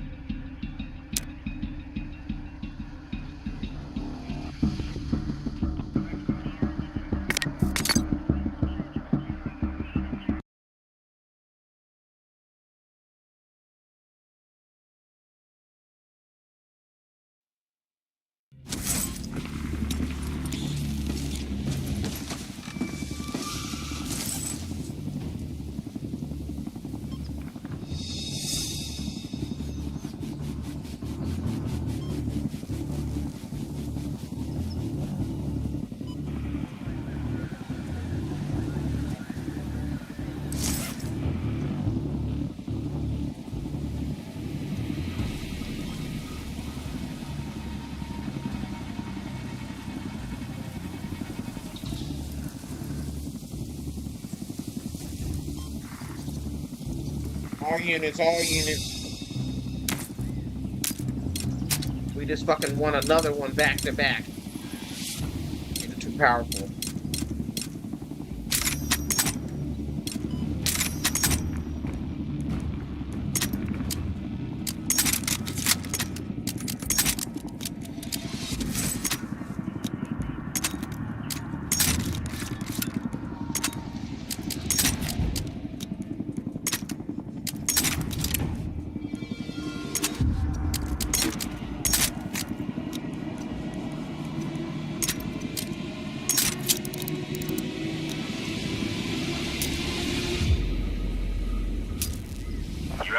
this for the long haul. Now gear up and stand by for next steps.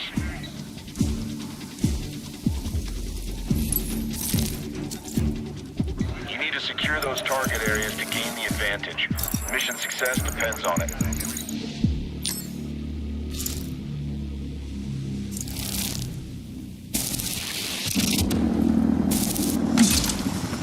This is not a drill.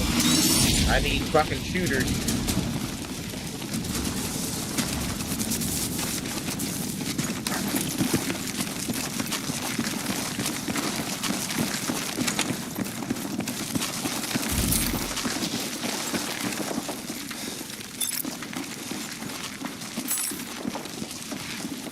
Multiple shooters. Weapons are free.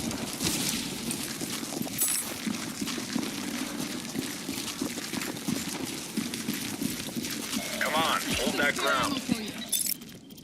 Spare munitions over here. Take what you need. Stop firing. Hands! Grenade. Shots fired. I'm hit. Applying tourniquet.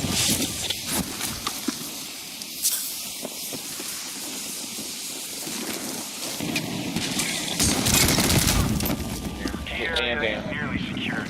Man.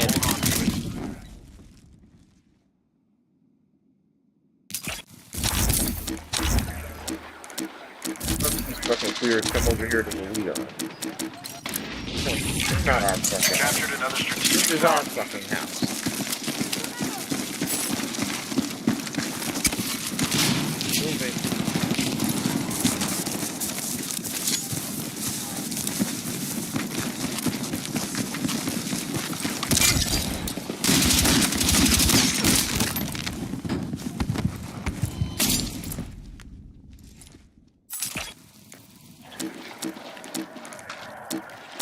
Moving. Keep moving. Multiple shooters. Aim high. Keep moving. Move.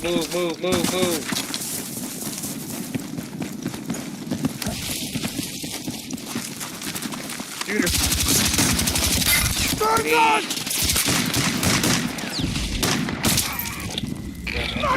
shitty gun. This gun sucks. Which once I die.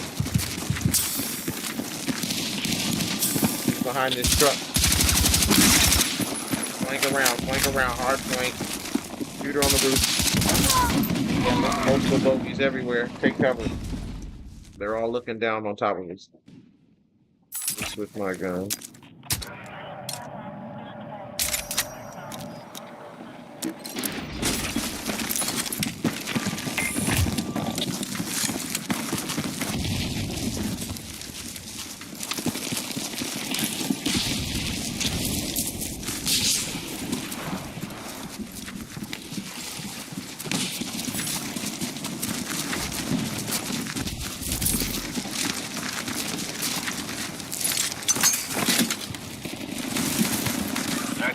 Keep those hostiles off that objective. Your squad's got the advantage. Keep pushing.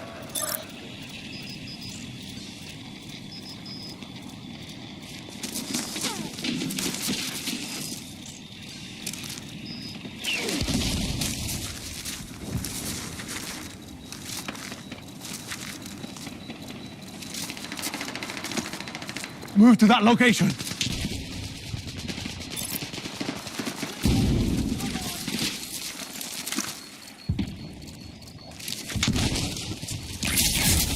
Another zone is under your control.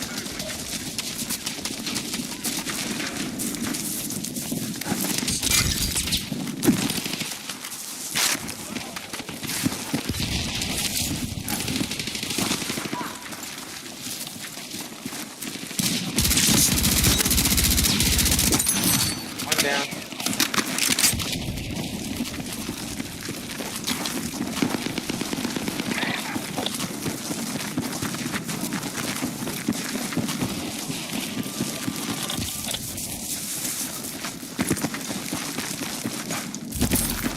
All right, come on. Hold that ground. Reload.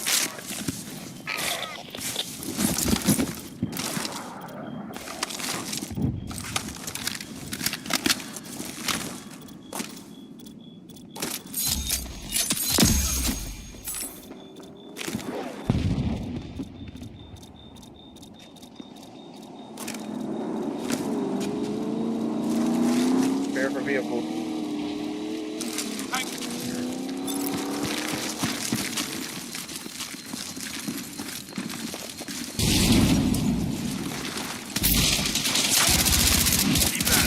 Not let up. One down, reload. Way to execute. A new zone locked down. Kicking ass and taking names. You're almost there. Kicking ass and taking names, brothers. They're inside of this building.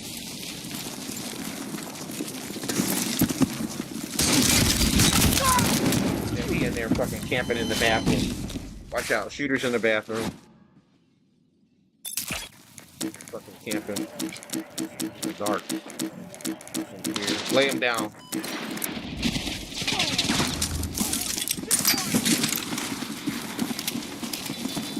Grenade.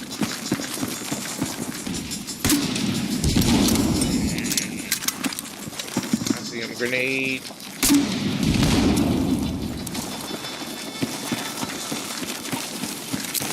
Run. Stay low.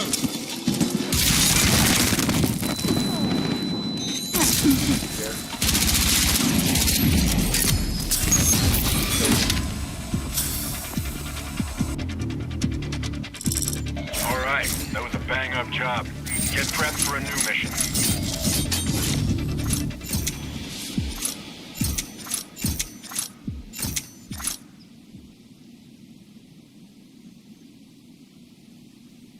That's gonna pay off down the line.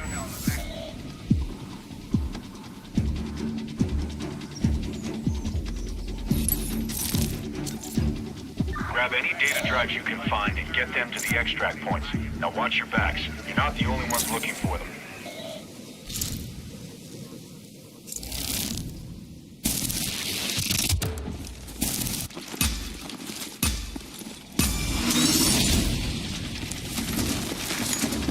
Marking mission objective.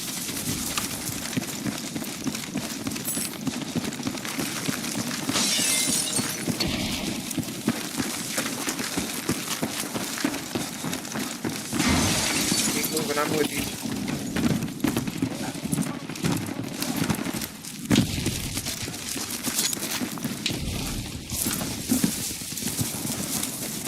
Doesn't look good.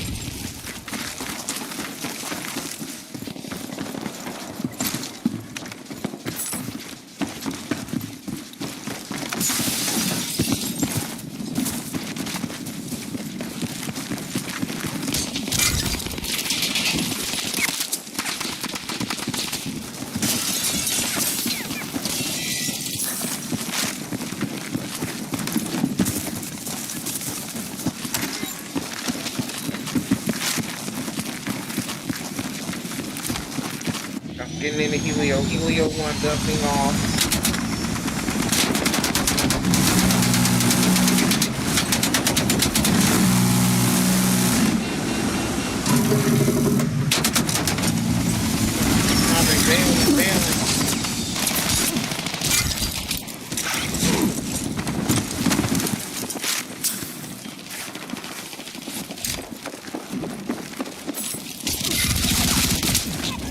My shooter, somebody jumped down with me. What happened to my shooter? What happened to my shooter?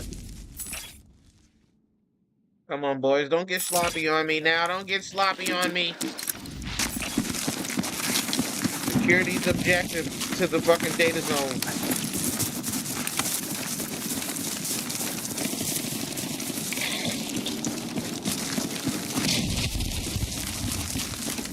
Get over to that waypoint. Got a camper, multiple campers.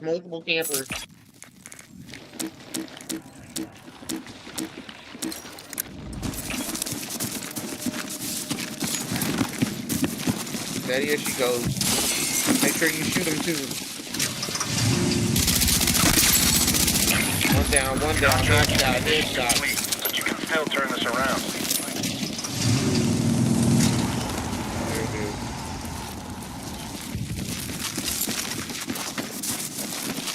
Yeah, 3 data drives.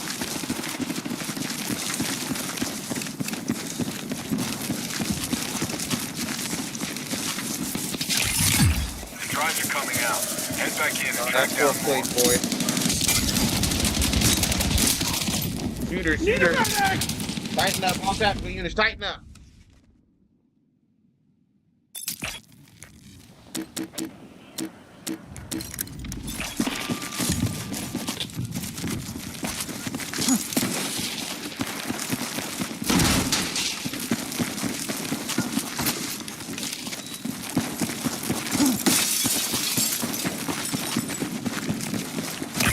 Deliver 3 drives. Every bit of data helps. Keep moving. Secure. 4th place. Stay tight. Multiple bogeys. Keep your head on the swivel. Aim for the head. Lay these motherfucking spears down.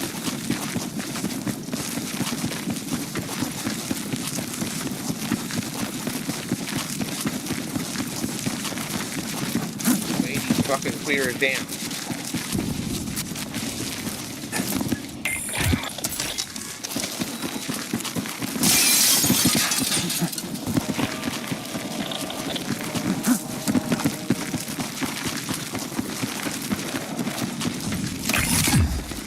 Drives are coming out. Keep digging up whatever you can find.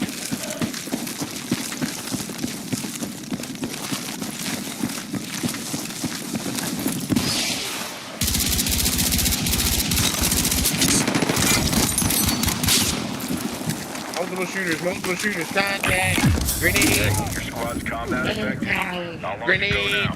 All units. Fire on the enemy. On the street.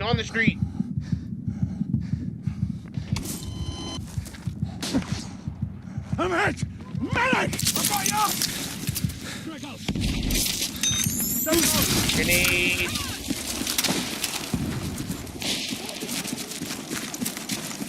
Keep moving. One upstairs, one downstairs.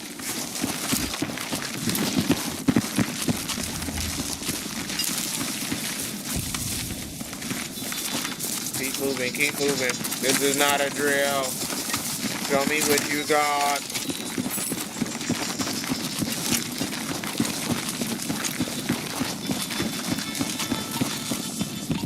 Show me what you got. Deliver data drives. We're not gonna make it. We fucking qualified. We're qualified, boys. Good job. We'll take it.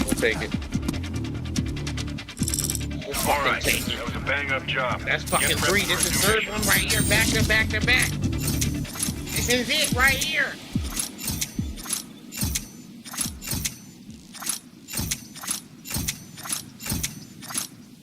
Ground that out. Impressive. This is it right here, boys. Switching my gun. I'm bringing out my baby. Keep it simple. Eliminate those other hitters. Anything less than success pulls you off the op. There you go. Lay these motherfuckers down. Just the type of fucking thing I ordered. That's what we ordered. Lay these motherfuckers down.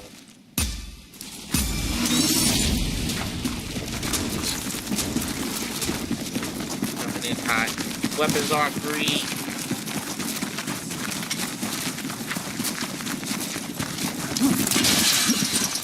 There they are. Shooter.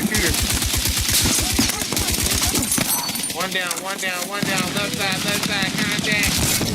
Contact. Fire wheel. Shooting to the bushes. Give me grenade onto the bushes. Grenade.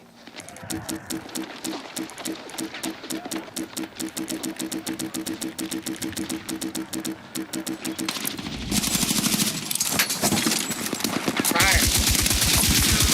Grenade. Boom.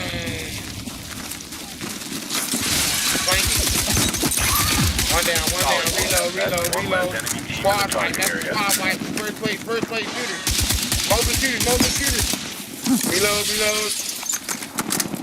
Prepare for contact. Prepare for contact. One down. One down. Move. Shoot. Move. Shoot. Move. Hands. Show me your hands. One down. One down. Oh, I got my baby out. I got my baby out. One down. Multiple shooters. They moving. They moving. Lay these motherfuckers on the goddamn ground. Shots fired to the left. Look like they're top side. Multiple bogeys. Multiple bogeys. Multiple bogeys.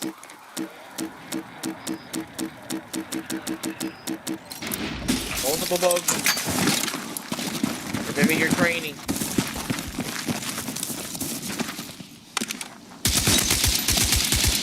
Remember your training. Remember your training.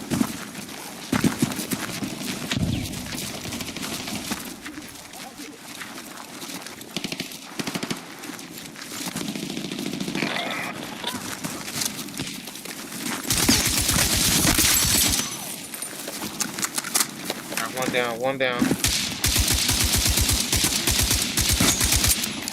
Reload. You guys gotta die and spawn back. Hey, look at me. You stay with me. I just gotta die and spawn back. I can't just sit there on the ground. I need you shooting and moving. Use my spawn beacon at the top left corner. Spawn back on in.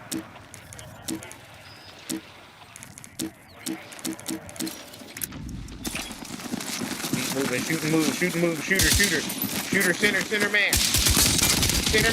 Get a goddamn left side. Center man.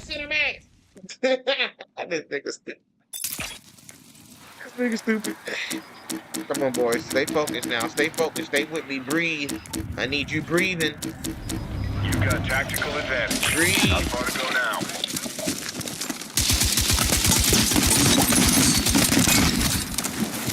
Double kill.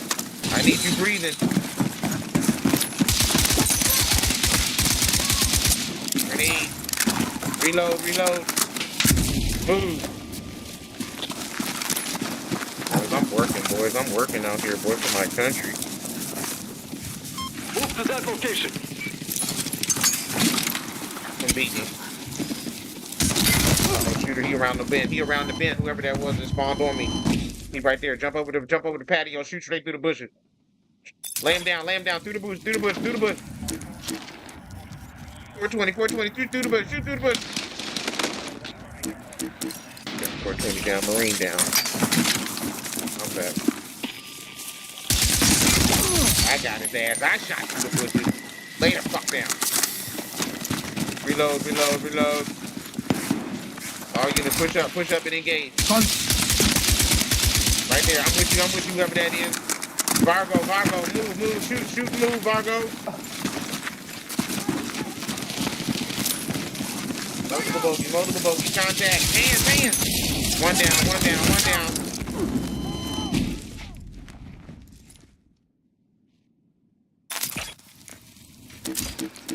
Keep moving, this is our world.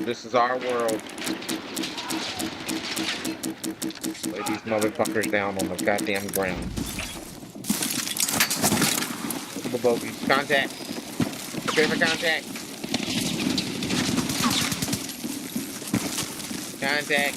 Center man. Multiple bogeys. They're camping now. They're scared to come near us now. They're scared. They don't know what to do. This is our world. 60 seconds. How long to go now? All tactical units, forward march. Engage. Fire. One down. Reload. Center man. That's first place, boys. Good work. Now keep it up. You're not done yet. Work. Let's go to fucking work. I went to work on that one, dog. What's the score on that one? Yeah, I went 10 and 6. All hostile shooters down. That's solid work. Here it is, boys. This is it again. I'm leaving my baby out. Or should I switch? Should I put my baby back up? Put my baby back up. To this There's a lot riding on this. Get in there and connect. If we lose, blame the gun. Gather as much data as possible. Damn, this is what are going to be the final one. The final one is fucking honeycomb. Oh, man. Honeycomb for the final match. Keep moving. Don't get drawn into no fucking death match with them. Keep moving. Secure all objectives. Fan out. All that's being dispersed. Another terminal secured. All we gotta do is take advantage. Take the advantage. What you do best. There we go. Take the advantage. It's our world. It's our world. Take advantage. Shots fired.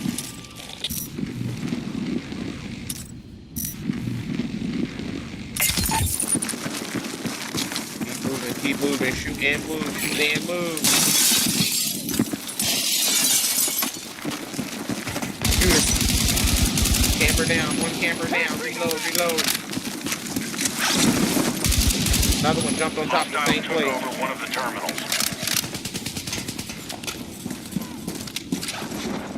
Jump down.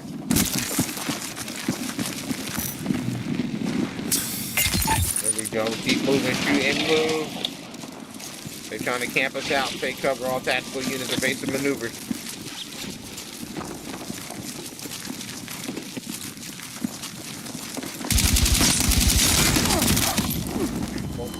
They got the big guns out.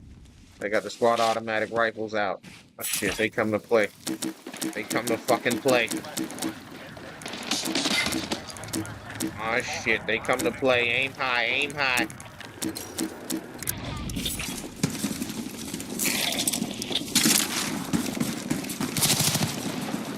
Shots fired.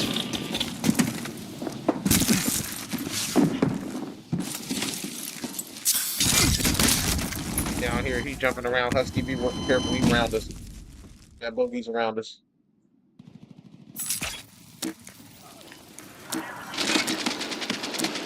Take cover, all tactical units, secure the facility. We got the lead right here. Lock them down. Once we keep this one, we got the advantage.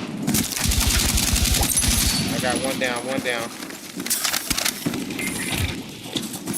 Another one top roof. Someone knocked one of our terminals out of commission. Grenade.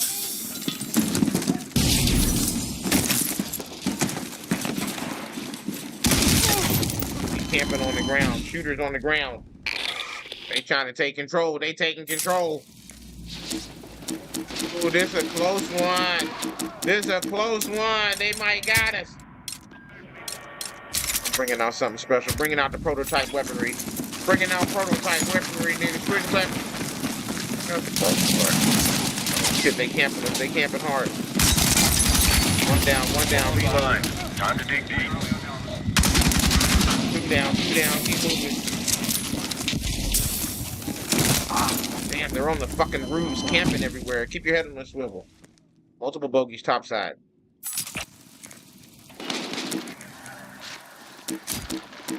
Swing around, Vegro. Go left side. Get that one to the left.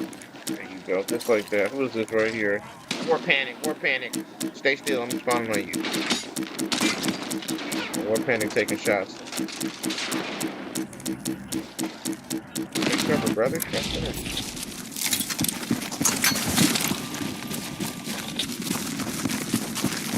Another terminal secured.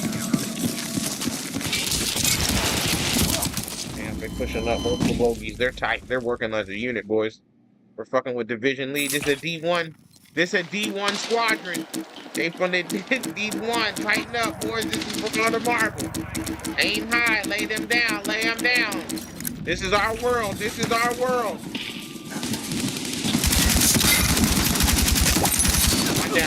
One down. Multiple shooters. Reload. Yeah, they're on top of every goddamn fucking piece of fucking metal on this game. Tempered. But we can use this to our advantage. Keep working the objectives. They don't seem like they can work the objectives like us. Fan out and disperse. Hit these objectives. Like they can't fucking work like us. Yeah, but they don't know what they're doing. They just getting us on the team deathmatch because they're fucking camping. Keep moving. Get the fucking objectives. I think the objectives give us more points anyway. Keep moving. They barely got us. We got 1 minute. 1 minute. Fire wheel. All tactical units engage in fire wheel. We're fucking close. We're fucking close. Engage, engage. There we go. Keep hitting them objectives. There we go. Working right around them. Got this one upstairs on this fucking top floor right here. They've been camping on this one all game. I just secured it. There we go. Damn, look, they're camping everywhere. Keep moving. Keep moving, keep moving, keep moving. This is our world. Keep moving. We should be getting more points than them, bro. We're fucking down still 10 points. Step up your game. Hell of a game, boys. I think we're gonna go second place this time. Ain't over till it's over.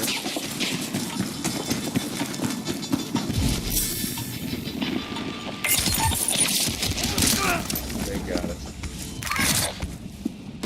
They got us. Fucking campers. Sometimes your best isn't enough. It's just how it goes. Good work. Nothing left to do now but hustle up and clear out.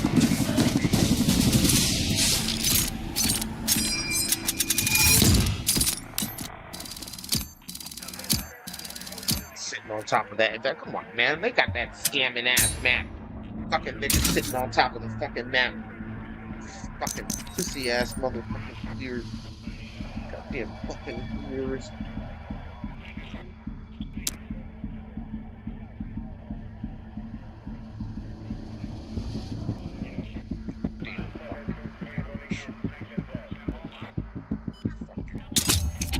Stealing our money, stealing our land and our women. They're stealing our women and our land.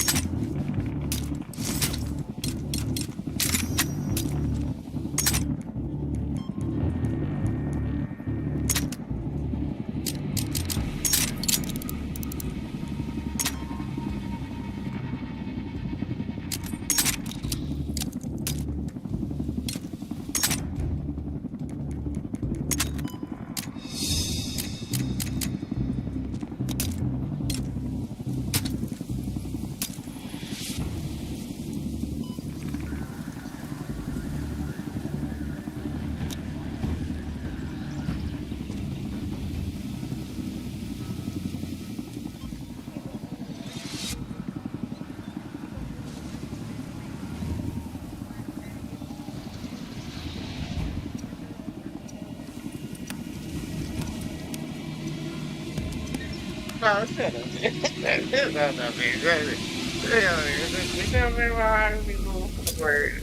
You have to be in this for the long haul. Gear up and stand by for They next seem like they steps. care about you. Why didn't you call the coach? You call the coach and say, hey, coach, I fucked up. Key zones need to be captured. Hold your ground I as got long the as drugs possible. in my car. I got drugs in my car. Coach will make it better for you. Coach come out there and make it better for you, bro. You gotta talk to coach. Make that shit better.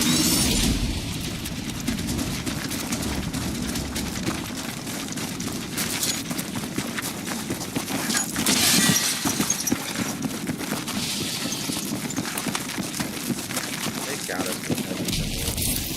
That's normally my fucking nap. Bitch ass niggas camping on top of the fucking roof. Shots fired. Alright, come on. Hold that ground. Run away!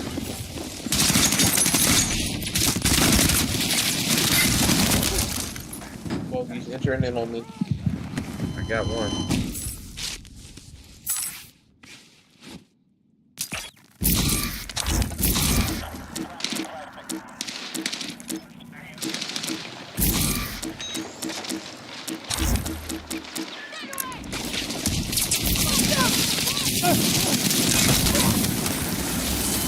Aim for the head when you come around them corners.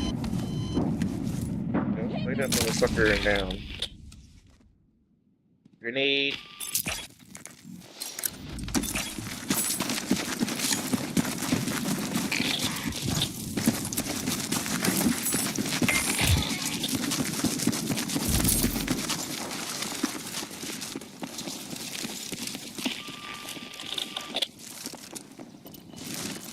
Hold that ground.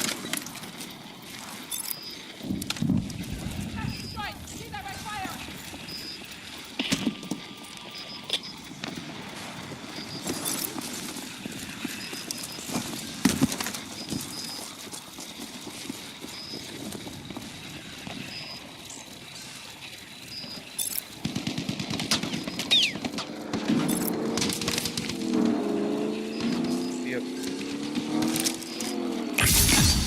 Zone capture. Good work.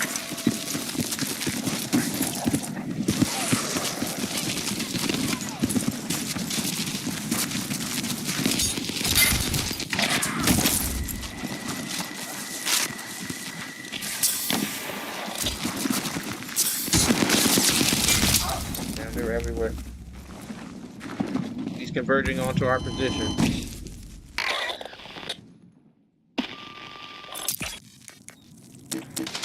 Keep moving, keep moving.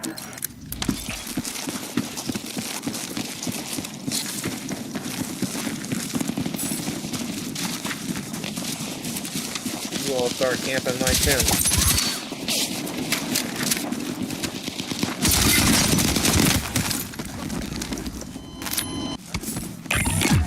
You've got tactical advantage. Not far to go now. Whatever this is.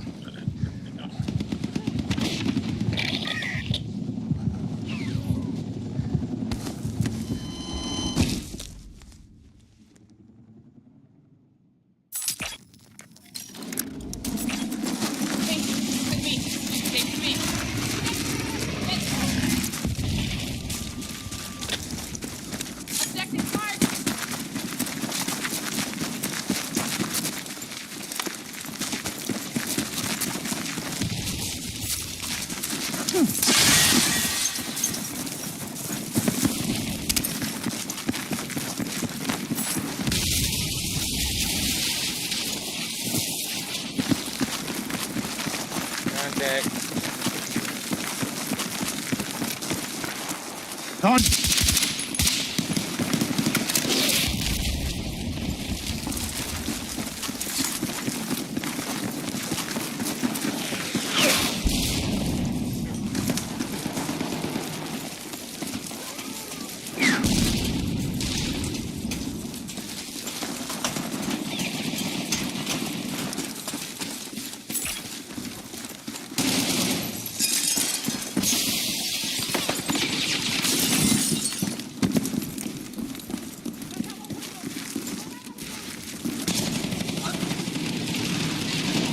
One more floor.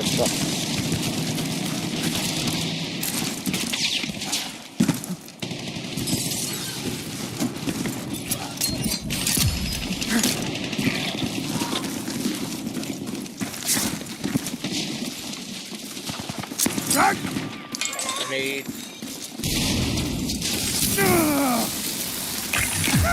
Hey, your squad's combat effective. How long to go now? Yankees, close it out.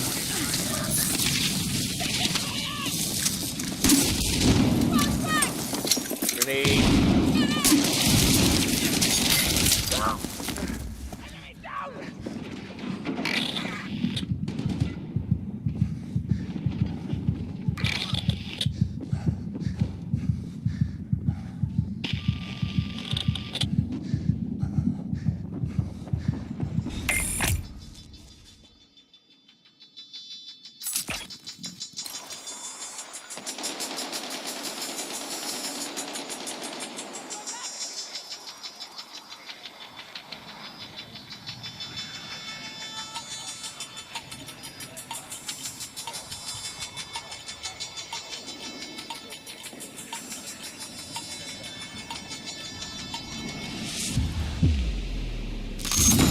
What? We failed?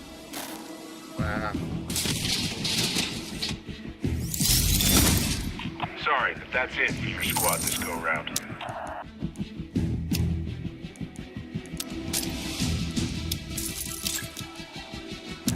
Alright, we're gonna take 5. I sent you from Chris House.